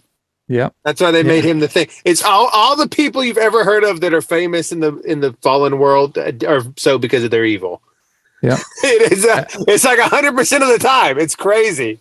Yeah, and that's why it's roads. We're lighting up the roads. They take our electrical force when we drive on the roads. So, it's all linked together that way. Even though, the English language is very magical. Word magic is a real thing, and there's a reason why John Dee and Edward Kelly were they were accused of making a fake language that was just really close to English when they came up with Enochian, but then it turns out it's its own language, and English mirrors it so closely for that reason, because it's a magical language. Yes, it is. It is. People don't realize that English is one of the most magically influenced languages on Earth. Arabic is a lot too. Arabic. Okay. I'm sure there are others, but the people that were coming up with Old English were very into magical thought. Right. Yeah. So, right, okay. So, go ahead. So he made that. So he was a person who went around at like the age of 25. He was in the Illuminati. He was like a good-looking guy. So they really showboated him around all around the world, and just really had him preach the word of the New World Order. And he came up, or someone alongside him came up with the term of mystical imperialism, which was something to do with you're going to control these a group of people. It's going to be imperialism, but it's going to be in a mystical type of sense, that they were getting their information in a mystical way of how to rule over these people and what to do. So that was my take on how they were describing mystical imperialism. I mean, it's sort of what the U.S. is doing now. Mm-hmm. They're spreading like basically a series of memes connected to a woke religion around the world that controls the minds of the people. So they're not like militarily controlling them. Right. They are spreading their empire of some weird demonic sex religion across the globe through what is basically it is mind control. Entertainment means mind control. Yeah, to enter the mind, and means, I think, to hold, something to that effect. Yeah, well, I think it comes from, what is it? It's the mint at the end is the mind. Like memento mori, meant to remember or to cognize, and then inter is to capture. Oh, right. Entertain. Yeah. It's to capture the mind. Right. Entertainment. And I was listening, Walt Disney said something fascinating. He said that there was how did he say it? He said he felt that he crossed a Rubicon with Bambi, because he watched people cry in the movie theaters from drawings, like just animated drawings. And he was like, oh, right, you can use this to control people, people's emotions. You can control their thoughts like that. Bambi probably did the number one thing to get rid of hunting in America. No joke. It's like that, like the hunter killing Bambi's deer. And the deer wasn't real. The hunter wasn't real. None of it was real. It was all just drawings and cartoons. But nonetheless, it's like a mind control thing. That's why the people that were arguing that you needed to be careful about the music you listened to and the video games you played were right. Mm-hmm. Even though everyone called them like stodgy people, they were correct. Yeah, I remember one time during my awakening, I found out how bad rap music was, and I texted my mom. I was like, "You were right. All those years when you told me I shouldn't be listening to it, you were right." Yeah. So I found that mystical imperialism so that was a very interesting episode. Yeah, it was, because they basically break it down to the United States and the USSR and Russia were using Afghanistan as a pawn, like a complete pawn in this game. And they were doing, it was still the Cold War, I guess, without technically being the Cold War. And I guess it still is, in the way that they're just trying to undermine each other, and they use other countries to get under their nerves in order to provoke them into doing something so that we can come in, with the haymaker and knock them out. Yeah, they really do need like you to do it. They need us to do it. Yeah. They need to convince us to do the sin, so then they can justify whatever it is they have to do or want to do. They have to. It's crazy when you see that. It's like, oh no, you're doing it all. Like we're doing it all, and they're just sort of leading you down the cliff. Yeah, it's really wild to see. And like you were saying with the meme magic around the world for this weird demonic sex cult, like that's exactly what it is. And when you just hear it on face value, like if one of them were to hear that, they're so plugged into it, they'd be like, what? No, we're not. We're just regular people. You guys are the domestic terrorists. And it's like, yeah, they're like, I'm not in a demonic sex cult. What do you mean? Yeah. And like a lot of them literally have, like, the tattoos and stuff, literally have pictures of basically demons and skulls in permanent ink on their body. Mm-hmm. And like, what are you talking about? I'm not in a demonic cult. Right. Like, they have no idea what's going on. Yeah, you don't even know. It's mind control. It's wild. Stockholm syndrome as well. They're defending their captors. They're not even. Yeah. They're not saying that they're captured. They're actually defending and out promoting their captors. Yeah, it's wild. It's wild. But okay, another one I enjoyed was 58. Kara Mosher. Okay, that was really good. Yeah. Yeah, Quantum Awakening and Jesus Christ. And this was a lady who, she was in a very dark place, right? And she thought, I will heal myself by trying to send all the love I can to the person in the world I hate the most. Yeah, very interesting. Yeah. Which was Donald Trump. And she was like, which is an interesting, like, and it worked is the thing. Yeah, she was under that spell that we were just talking about. Yeah, it's like the spell. It's like whatever you hate, like if you hate somebody, this is why Jesus said to forgive your enemies, love your enemies, because that set you free of the demonic spell. It's like she hated him. She's like, but then she thought, what if I just gave love to that which was least lovable? And then I could love anything. Yeah, and then she did, and it worked. It's crazy. And she like totally had a 180. She's taken off her meds, all of it. Yeah. And that was just. And ayahuasca helped her as well. So there was another psychedelic type of thing helping her. Yeah. Some people, I don't know. They just that people are so trapped in materialism. That anything that can break through, like I like to use paranormal for that because people don't have to do drugs. Right. I'm like, look, there are videos of ghosts. We can show you some. Yeah. And people will be like, that's a thing. I don't know. This could be fake. Like, look, man, but there's a lot of them. There's pictures of something that I don't know if it's a dead human. It could be some sort of other spirit. I don't know. But there's what people would ordinarily call ghosts on camera, and not even a few of them, like tons of them. Yeah, and that's paranormal and supernatural. Yeah, like UFOs. My dad actually caught one of the craziest UFO videos I've ever seen a few weeks ago.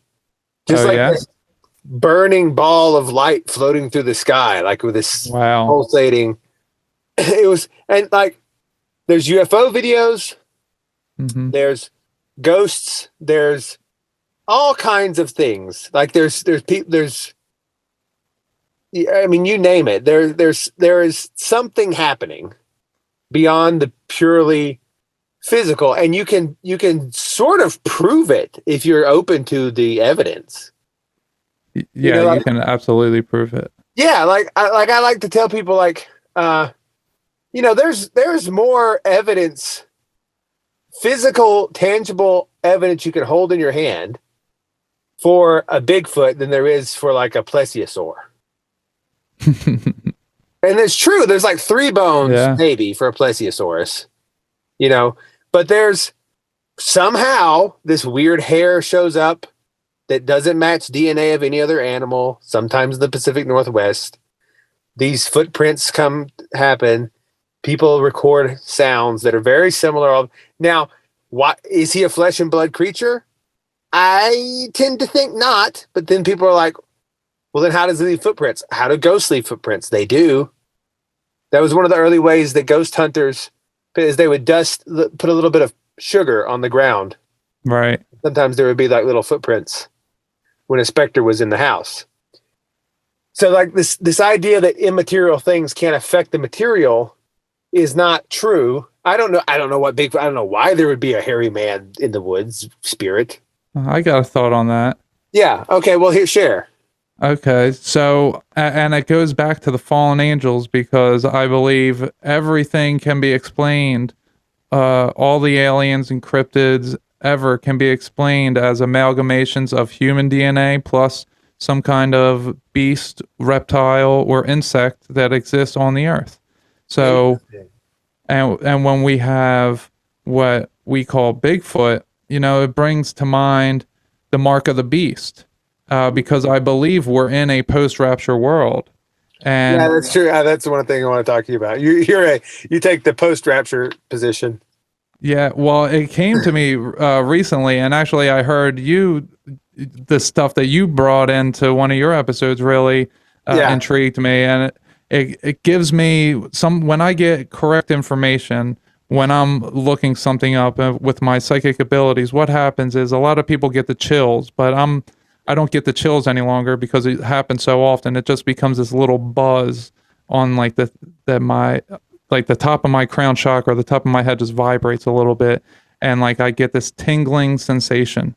And when you started talking about that, I was like, oh wow, and I started tingling. I was like, man, he's onto something. So I started looking into it, and the more I thought about it, the more it made sense. But before we get into that, it's the mark of the beast. So when we have pigs that can grow human body parts, and fetuses, and cows, I believe, can also house human babies.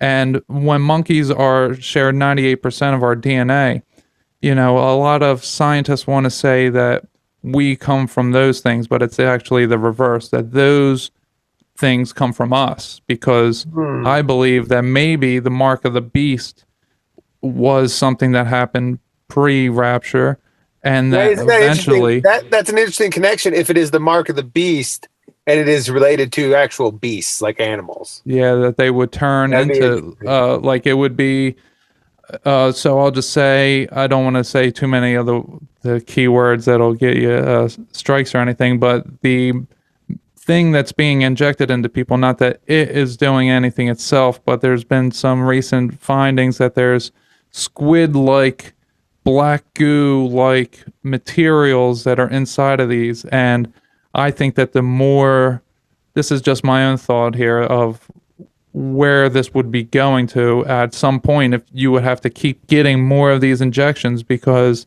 as regular scientists are saying that it is going to break down your immune system so that now you are susceptible and that you need another booster in order to then be safe from the next thing. So the more shots you get, the more your DNA gets changed by the squid that is now in your DNA. So then it turns you into whatever you most closely resemble, and it turns you into that beast. And that, I believe, would be the mark of the beast. So Bigfoot, I think, and I think also Bigfoot could be the tribe of Cain. I've heard that one too. That's a minority position among Squatchers, but there's some of them running around. I think it could be very possible that they are humans or maybe giants that just haven't been able to live in the light, so that they've been covered in hair. Because you have just like with the red-haired giants, you have the red-haired Bigfoot that are very aggressive. That's true. So I think there might be some kind of relation to that. Yeah, it's this idea. Have you ever heard of Patrick Harper? No, I'm not familiar with. A British author. You might try to get him on your show. I don't know if he does. He's sort of old now. I don't know if but he wrote this book called Daemonic Reality. Okay. Where he went back into the etymology of the word demon and stuff, and how the Greeks would see like things like Bigfoot and Nessie and like Lake Champlain monster they would see them as not physical, but as like manifestations of daemons or demons. Like they made this very explicit. And so he was like, that explains, in his position, much like yours, was the explanation for most of the paranormal things in this world. Okay, so he was saying that there were just background information? Well, he was saying that they were like the spirits, whatever you want to call it, that they're like the ancient word demon was this idea of a spirit that nonetheless could have temporary physicality. Like it could show up, do things, but it also was not wholly tangible. And like there wasn't this sharp line. Okay. And so they didn't have in their minds that they were the fallen angels, but that's connected through the Hebrew tradition as the source of it. Yeah. Yeah, I think that like I said, like obviously I think there is something to that. And I don't really know anything. At the end of the day, none of us really know anything. But, when I start to the more that I study, and someone brought the idea to me, so the more possibilities that I entertain in my mind, the more I start to let go of things that I realize couldn't be true, and I start to focus in on things that could be true. And like you said, it goes across so many disciplines, like just the way that I know Jesus is across all these other disciplines, to realize that, oh, it's true. So when I talk to people about who the Nephilim are, and I had on this one guy, Ryan Zem, who said he thought that maybe the Nephilim were the dinosaurs. And it was very interesting. Because the reptilians. Yeah. Exactly. Yeah. And he had this map that he found on, was it like maparchives.org or something like that? It's from 1587. And it has drawings of dinosaurs on there. I've seen that map. It's crazy. Yeah. Yeah. There's mermaids on it. There's a panther with a woman's face and breasts. And there, like I said, there's mermaids and dinosaurs. So clearly they're dinosaurs. And they're in Antarctica, and Antarctica is called Tierra del Fuego, the land of fire. It's a crazy map, but it's real, yeah. Yeah, so, I mean, he might be onto something with that. And he also has a video on his YouTube channel that shows that the bones, some of the dinosaur bones that they're finding nowadays, have living material in them. I don't even know what they'd be called, living sediment. I'm not sure how it would be classified, but that would mean that it has to be younger than 10,000 years. So, right. And what this map was in 1587. So obviously this person saw them, because the first dinosaur bones weren't found until the 1800s. And it was the land of fire. So, when you see something like that, it really, like, it throws everything into question. Like, how does time operate? Because if bones are saying that it's not 10,000 years old, maybe I have this idea that we're in an inception type of dream, whereas the deeper you go, the slower time moves. Well, I think that maybe somehow in the 1500s, we started going deeper into the dream, and time started moving slower. So it started feeling like everything was, 2,000 years ago, but it was actually only like 700 years ago, maybe. I don't know. Right. I'm not into Fomenko's idea of all that. But something to that effect, that time slowed down and it just seems further away than it actually is. Like our science tells us it's further away, but it actually wasn't. Yeah, I would be into Fomenko's idea more if it wasn't covered in 5 giant volumes.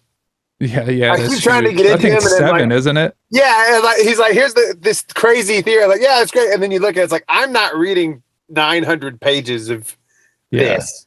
You got to condense it down a little bit. Yeah, I know. And no one has good videos on it either. It's too boring. Yeah, because it's just so detailed. It is an interesting topic, but it's like you gotta. But like what you were saying, it's interesting to me, like this mix, because for whatever reason, the demon wants to erase boundaries. That's why, like the Baphomet is like animal, human, male, and female. Mm-hmm. Right? It's like that's the idea is to erode the boundaries, because like and that's why I find it's an interesting idea that like the demonic would be mixing human and animal, and that would be like one of its goals, because like the one of the Hebrew translations for creator in like Genesis is him who differences, or him who discriminates. Like he says, this is there, this is not, this is this is not. Like here's where the boundary of the ocean is. And so like the undoing of creation, like imagine if you didn't have boundaries in your body, like your blood just went everywhere. Right. Or your lungs like didn't have a cavity where air should be. Like there has to be like differentiation for there to be different functions. And so the erasure of that, or the combining of that, and if you think about it, everything the demon wants to do involves some transgression of boundaries, because they want to mix and admix, and like it's an anti-creation desire. Yeah, Smokestack said it great on one episode. He said that humanity is like a big chorus, a choir, and you need the altos, you need the bass, you need everybody to sing their own parts and to harmonize amongst themselves. You need all the differences in order to make the whole. It takes the whole is greater than the sum of its parts. So the daemons, or the demons, they want to mix all these borders up, and they want to have the alto and the bass right next to each other. I don't even know if I'm saying the right words. I'm not very musically inclined, but to intermix everything, so then it all sounds like shit, rather than to have everybody in their own lane. And what you were saying with the Baphomet is everything actually is male and female combined, but it's not a physical thing. The spirit is the male that fills the body, which is the female. And it's fractal, Yeah, and it's the masculine. It's the story of Adam and Eve can be told in yourself, that your body wants to sin. You're a born sinner. You have the urge to eat the forbidden fruit, but your spirit has the ability to say, no, you can't eat it, or has the ability to give in to its desires. And, that when you think of it in those terms, that the male is supposed to provide and be the leader, and the female is supposed to be taken care of. And women tend to be more in the looks, right? So you would want to exercise your body so you look better. You would want to get a massage and a facial so you feel better, and that you feel like you look better. Even if you don't actually look better, you feel like you do. So you got to, as a male and a female, you have to do these things. You have to make your body obey your spirit, and you have to take care of the body so that this body wants to obey the spirit. It has to be that duality combining into one. So it's not duality any longer, it's singularity, and it's not the Son and the Holy Spirit moving, but it is the Father that's moving, because the Father is the combination of your spirit and your body.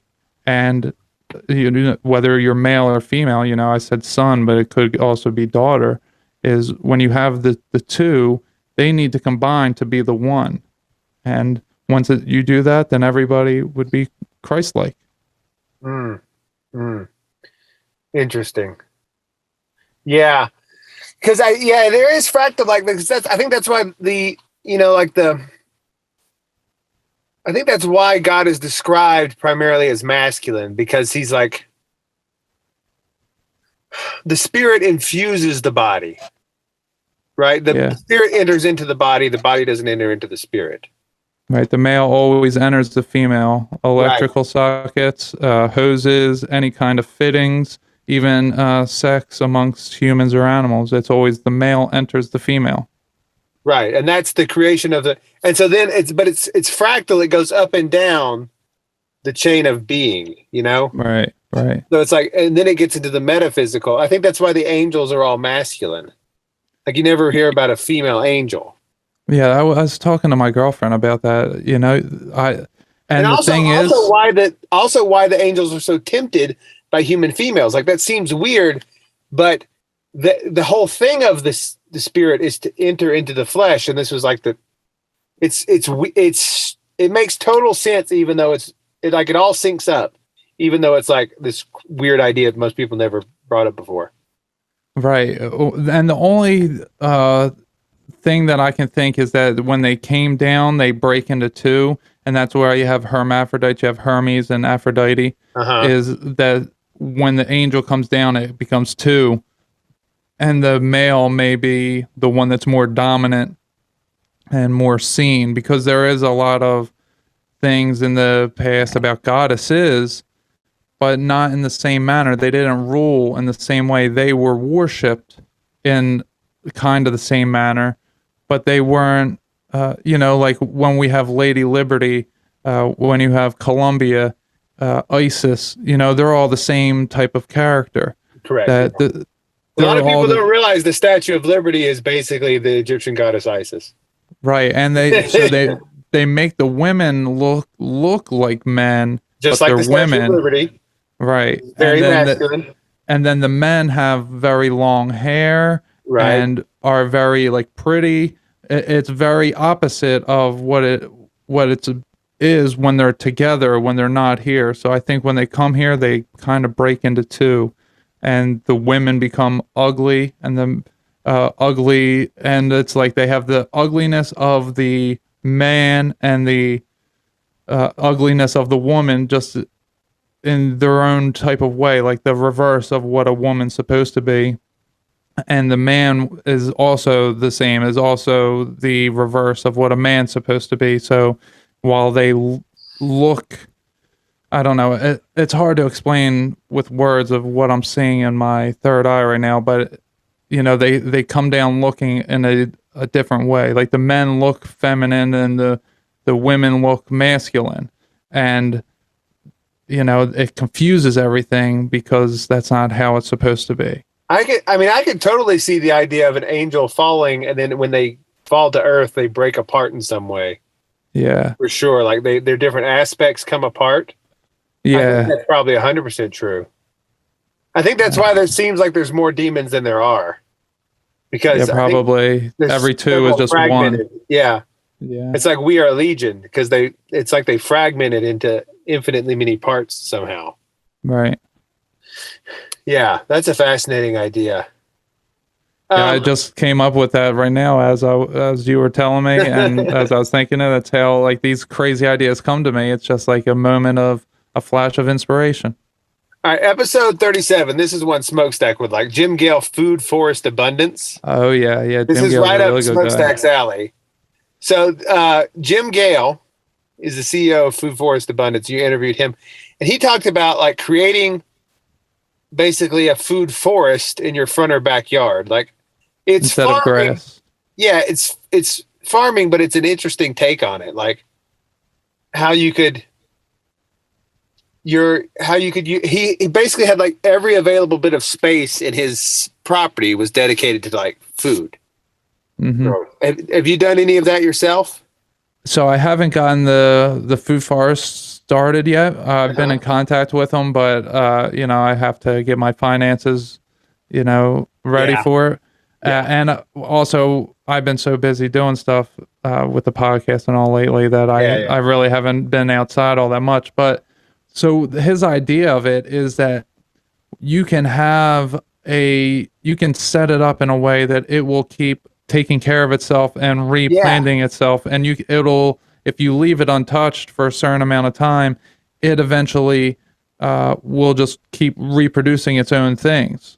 Yeah, it's like that seems like that should work, Mm-hmm. It seems like, because that's what it does in the forest, Mm-hmm. right? Like, it's just like the forest continues itself and it just makes more of itself. If you just leave it alone, it keeps growing.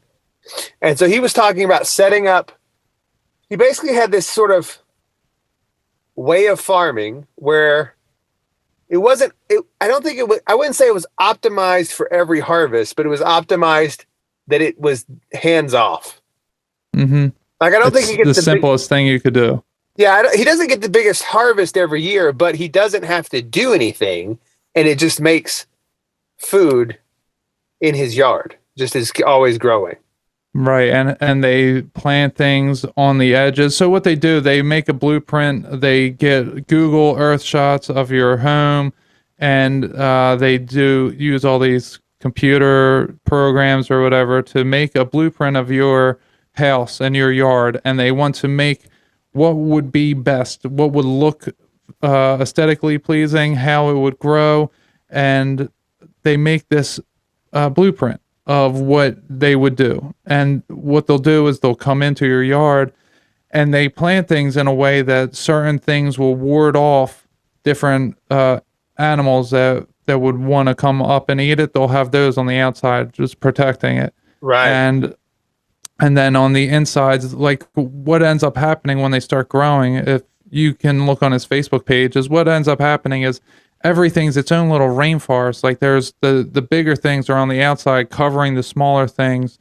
The ones, they match it up in a way that is most beneficial for the plants and most beneficial for you to be hands off. So as long as it's just getting natural sun and rain, and you're doing what you can to make sure that the ground has good soil, because they do a ton of mulch at first, but you just have to do basic maintenance all the time, make sure that insects aren't eating it.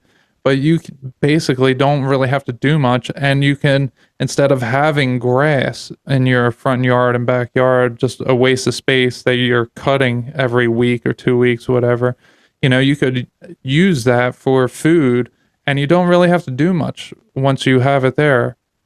So it is a really good idea, and he said it's on average it's like $5,000 to $7,000 for the average home, which is why I haven't been able to get it just yet. But I definitely want to get one because with today's day and age, with everything that's the way it is, you really want to have your own food. Yeah, it's basically he has a company that like gives you, they look at your house and your environment and like the animals that are there and what grows there and the insects that are there, and they give you a blueprint of what to plant and where in relation to each other. So you have basically a self-sustaining garden at the end of it. Like the garden is protecting itself. Yep. And you might, like if you have rabbits, maybe around it, like around the perimeter is planted like lemongrass, right, to keep and then they don't come in and eat what's beyond that, right? Right, and what they do is they cross-reference it with like thousands and thousands of plants. So things you won't even know like that there's like 50 types of this kind of plant, and they'll pick the best one that goes for you guys. And the blueprint is a separate purchase. I think it's about $900 is the blueprint.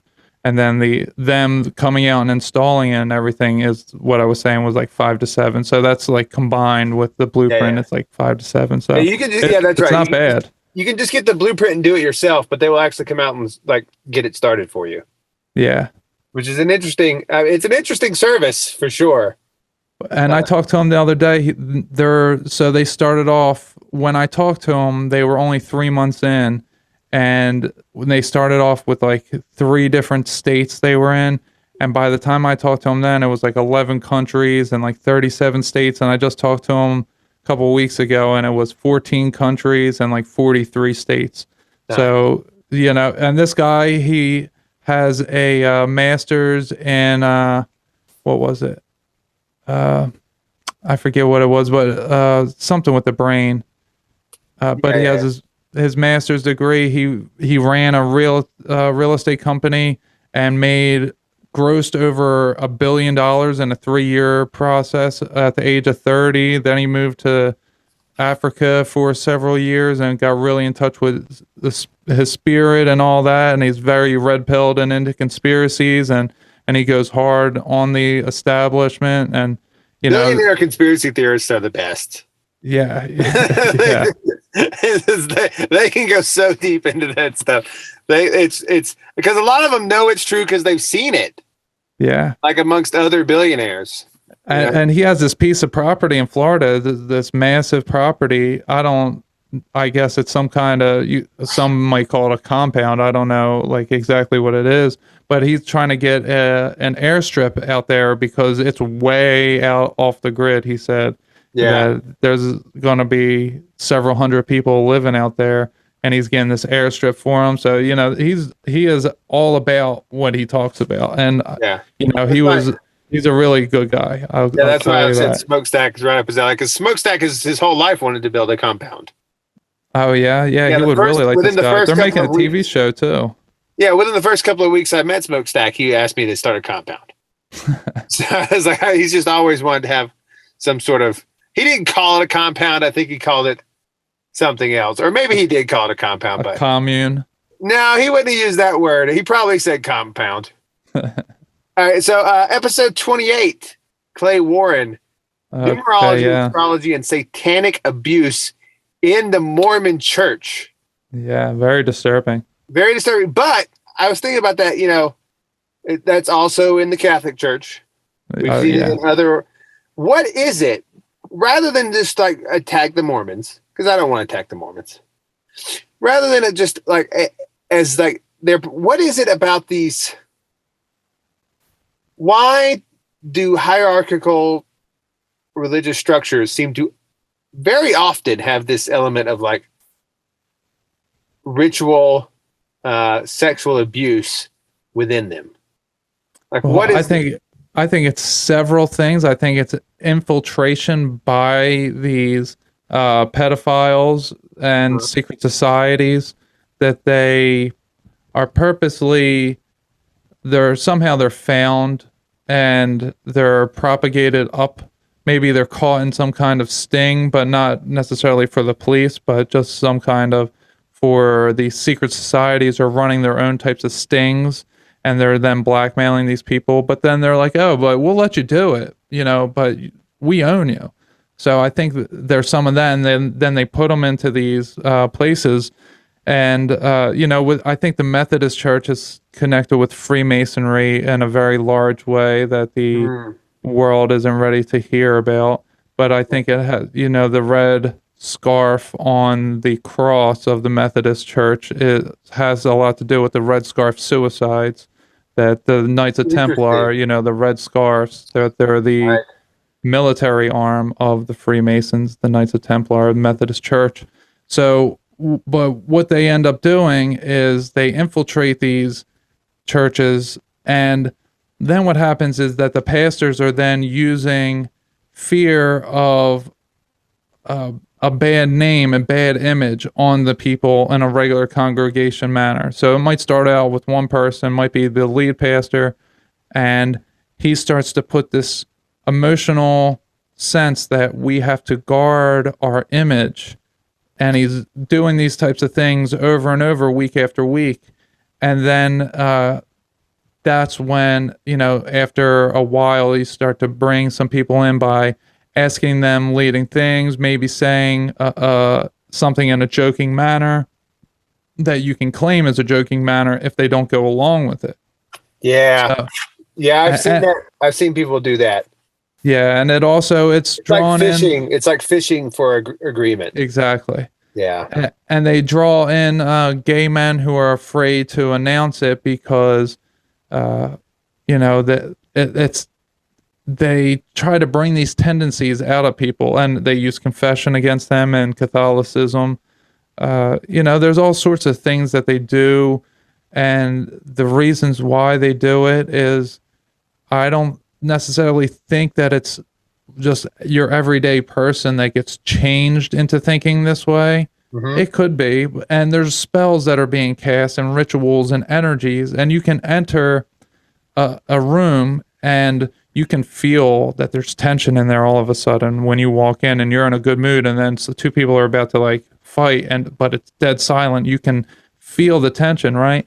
Well, same idea when you're in a place where there's all this lust around, you start to feel lustful, and you're not going to notice the same way because we have lust on our minds a lot as human beings, which is something you have to actively fight against. So if you're not actively fighting against it, you might think that they're your own thoughts, but you're actually just entering an energy field where this energy field is very lustful, and now it overwhelms you, and now you start to get these ideas. And if you've ever had a porn addiction, you can go down a rabbit hole very quickly.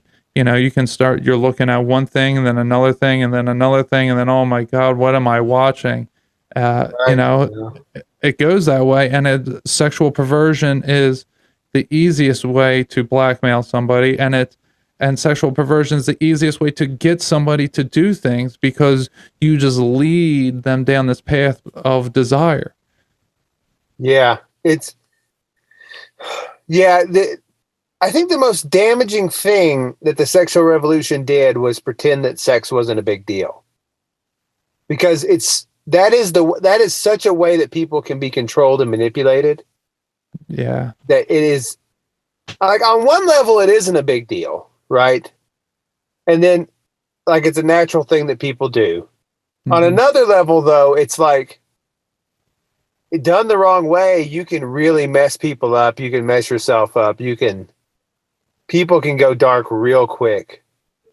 Yeah. It should really be guarded against. It shouldn't be that we have sex as often as we do. Even married couples shouldn't be having sex all the time. Like, sex is really supposed to only be for reproduction purposes. It's outside of that. It's not that that we can't and we should enjoy ourselves as human beings, but you also don't want to give in to your every urge. And it's really hard. That's the hardest thing to really get a hold of over an extended period of time. And as soon as you give into an urge one time, you can see how quickly that urge will just drive you further into it. And then you realize one day, you're like, oh my God, this thing has a hold of me.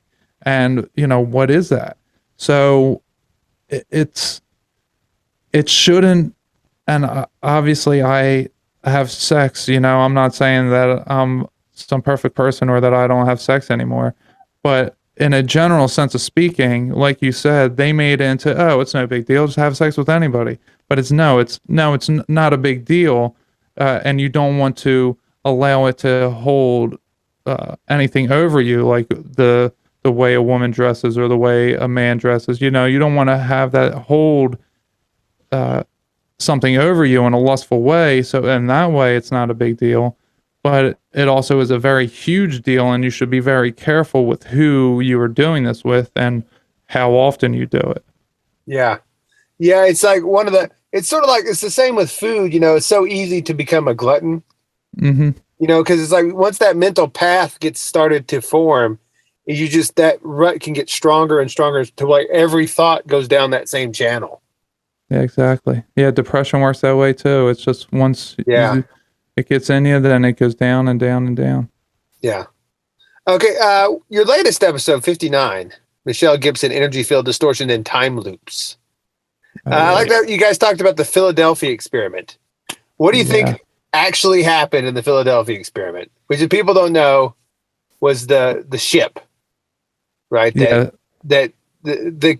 claim is the U.S. Navy tried basically either a time travel experiment or like a teleportation experiment, and the ship reappeared in another place, and then came back briefly. And some of the sailors were like trapped inside the wall or something afterwards or whatever, dead. What do you think actually happened in the Philadelphia? Do you buy into it at all, or is it just a story? It's a fun story if it's just a story, but. Well, say to me, anything that makes my imagination work, I love it automatically. So I'm going to always pretend that it's real at first anyway, just to try it out. And I do think that there's validity to it, because apparently other countries somehow had this documented in some sense that their soldiers or sailors saw this as well. So I think it has validity to it. So what her idea is that somehow, and we didn't really nail down this part, but she took the year 1942, which is when this occurred, and the year 1492, and said that there's some kind of time loop we've been in that period from 1492 to 1940. There was some kind of time loop that maybe we were stuck or something. And she said right in the middle is 225 years, which was the year 1717. And that's when Freemasonry was created. And then, the 20 years after that is when the Great Frost was, like 24 years after that, we had the Ireland had the Great Frost, where all of a sudden everything was flash frozen for a year. And then right after it unfroze is when all these different Adam Weishaupt was born in 48. There was all these different people who were born right in the 1740s that were important to the plan of Freemasonry and Illuminati and all that. So she thinks that the Philadelphia experiment zapped from here back there and then back here, and then the men were melded with the ship somewhat, and everyone was completely disoriented and sick. Now, I mean, I never looked into the Philadelphia experiment since I've awakened, but I did hear about it, and I watched documentaries when I, stupid documentaries that probably aren't even real now that I think about it, but, back in the day, I've seen stuff on it, and I think it's probably real, and I think that she has a very good intuitive sense, and she has a lot of research into this type of thing, and I don't think she says that lightly. So the way that I approach things is I like to imagine the most out there things so that I can have a more broad picture, so that when the truth is there, I can, narrowly focus on it. So I like that idea to start with anyway. Yeah. That was a good one. The other one, I'm not sure what number this was. I think it was 57, because you brought up this the human race, fallen angels, Nephilim, secret societies, and alien abductions. What? So you said the giants really were one of the things that like sort of started to wake you up. Yeah. So how did you get into giants? Because the giant thing is fascinating because it's everywhere. Everywhere in ancient cultures. It's all over. You cannot get away from it. And then B, like the entire Bible narrative depends on it. Yeah. Even though no one ever talks about it. And then C, it's like you see these echoes of, like I was talking about on the episode where we talked about how like actually clowns seem to be an echo of these giants. Yeah, so, I had a crazy dream the other night involving Nephilim clowns, actually. Really? Yeah, it wasn't even a dream, but go ahead, finish. That's right. So what was it with giants that got you, like, why giants for you? Like, what was the thing? All right, so when I was a kid, I was always interested in, the 9 wonders of the world and all that type of stuff. So when I woke up, I was actually listening to The Confessionals, which by Tony Merkel, which was a podcast about cryptids and different strange paranormal experiences. And then from there, I started listening to, I forget what it's called, Astonishing Legends podcast. And I came across giants, and they had this big thing, and I was like, oh, okay. So I started studying that, and that's what really woke me up. I was like, oh, I went to a bar one night, and I met these 2 women, and I was like, yeah, there were giants in our past. It was not a good pickup line, but at that point, I didn't even care to pick them up. I was just like, I wanted to talk about giants. Hey, I just need someone to talk about giants with. Yeah. But yeah, like you said. How did they respond? They were just like, okay. Yeah. Yeah, they weren't too into it, but they weren't too turned off by it either. Yeah. So, so they are everywhere, like you said. I mean, it's everywhere, and I am very much in the the knowing of this world, everything's working on multi-dimensional scales. It's as above, so below.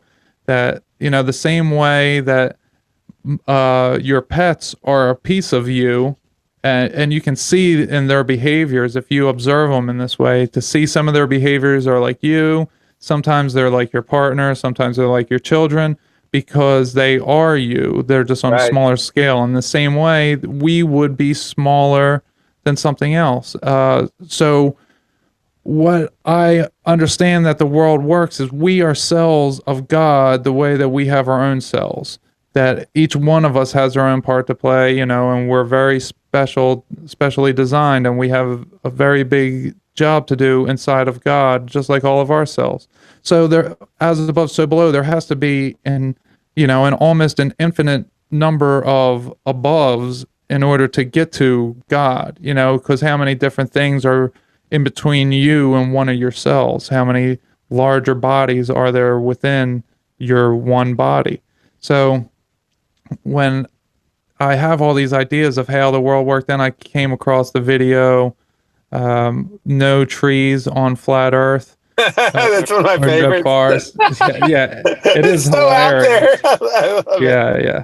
It's hilarious, and how serious the woman is talking about it. But I think she's on to something. I think that the mesas, a lot of them were much larger, because we can see the megafauna used to be way larger than they are now. I mean, there's like almost none anymore except for Africa. I mean, I'll give her the mesas look like tree stumps.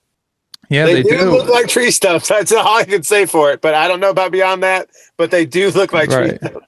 And it's funny that there's a lot of basalt rock shapes that are all hexagonal, and it's not a normal, natural occurring thing. And there's also on top of these mesas, as I've been doing this Tartaria research lately, is that on top of the mesas, you can see there's concentric rings as if it's the inside of a tree.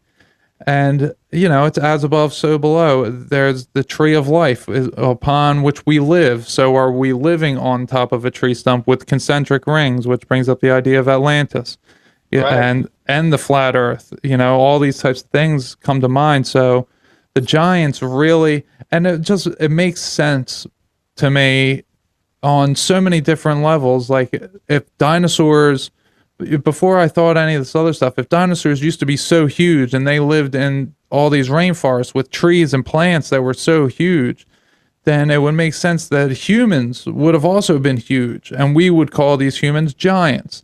And then when, like you said in the Bible, it's clearly states it in certain parts, and the book of Enoch. And just like how cats on a larger scale would be lions, dogs on a larger scale would be wolves, humans on a larger scale would be giants, and it would keep going higher and higher to a certain point. Right. Now, maybe they are Nephilim. Like I said, I had that dream, and I know the Nephilim are different than us, but I still think that there were human giants, that we used to be much larger than we are now. Yeah. It's very plausible to me that people have gotten smaller. Yeah. Because you look at some of there's these stones in various parts of Europe where they would there was these stones in Iceland you can find that have inscriptions on them, and one is called little strength, medium strength, and big strength, and you had to pick them up and over your head, and then that was your qualification exam for working on a ship, and the big one is 400 pounds. Now, most humans today, without rigorous training, could not take a stone which has no handholds on it and pick. Most people couldn't do it with a barbell, but without handholds, it's way more difficult, in a regular shape, and lift it up over their head. Right, but this was apparently common enough that it's oh yeah, we can feel the crew of these people, So I'm very open to that idea that people used to be a lot bigger and stronger. Yeah, and it just makes sense to me. When there's more oxygen, there'd be more carbon dioxide, and therefore the plants would be bigger, and there would be more abundance and more everything, because everything was larger, so it would just keep feeding itself, like we were saying with the Food Forest Abundance episode, it would just keep producing larger and larger things. There would be no reason why it wouldn't. Yeah. Until it lost the proper amount of oxygen, carbon dioxide, or whatever escaped when the comet, quote unquote, the comet came down and killed the dinosaurs. Crazy? Isn't that crazy? The whole the current narrative is sort of the same as the ancient narrative. Like, what caused the collapse of the ancient world? A star falling from the sky. Mm-hmm. It's a comet coming down or a meteor. It's the same idea as this falling stars, the falling angels. It's like you never get away from that. Right. And like, what is that really saying? You know, it's very interesting. Where's your podcast going in the future? What do you have planned for it? So what I've been doing, I'm going to be doing once a month. I'm going to have different roundtables where I cover different topics. Like the Fallen Angels one was the first rendition of it, so it's going to be its own series called The Human Race. Okay, cool. Yeah, so it's going to just cover, next month I'm going to have on a bunch of psychics, and we're going to discuss how we healed ourselves, how everyone else can heal themselves, and learn how to become psychic themselves. Then another one, I'm going to be doing all sorts of different things with that. Then another thing that I'm doing is every other Friday, starting tomorrow, actually, I'm going to be live on my YouTube channel with a friend of mine who I made a friendship with over podcasting because he's a podcast host as well. His name's Andy Rouse from the Deep Share podcast. So we're getting together for what we're going to call Worship in the Storm. And we're just going to break down, the weird news that's happening amongst, wherever, whatever weird stuff's going on in the world that comes across our eyes. We're going to talk about it, and both of us have similar styles of thinking of just very open-mindedness and very, entertaining. So we're going to be doing that, and I'm just being led by God on who I should have on my show, what I should talk about. Like, there's a lot of times where I really want to have somebody on to talk about something, and that person ends up not coming on for whatever reason, and then it's kind of like I'm led in a whole new direction. And it's like, oh, yeah, God didn't have that happen. It wasn't that person, wanted to mess you over, or you wanted to mess that person over, but it's God wanted you to go in a whole new direction. So that couldn't happen if you were to have the conversation. So I've been doing a lot of Tartaria stuff, a lot of stuff about Jesus. They're my two favorite topics right now, is talking to people about how they healed themselves. And when I talked to Michelle Gibson, she told me that Tartaria is only in like the Asian version, but the American version would have been called Lemuria and the Moors and the Moorish people. Right. Which is super weird about that. The town that I'm from is called Prospect Park, and it's actually used to be called Moors. And there's a little park there that's called the Hollow now by the locals, but anyone not local, they call it Moors Lake because it used to be this giant lake. I lived in a giant city, I guess, but it wasn't it wasn't so giant when I was there. Yeah. Well, awesome, man. Everyone check out. This has been Immanuel Kingman with the Godcast. He runs the Godcast, Goodness Over Darkness. It's stories of goodness overcoming darkness in all forms: weight loss, addiction, relationships, spiritual awakenings. It's a great show. Everyone should tune in. Thank you for coming on, my friend. Yeah, thank you so much for having me. This was wonderful, and I'm so glad Maps is like my favorite show. So, by the way, I'm not just a guest on the show; I'm also a listener, and I love your guys' show. So, this was a real honor for you to ask me to be on here. Thank you so much. Thank you so much. Yes. All right, man.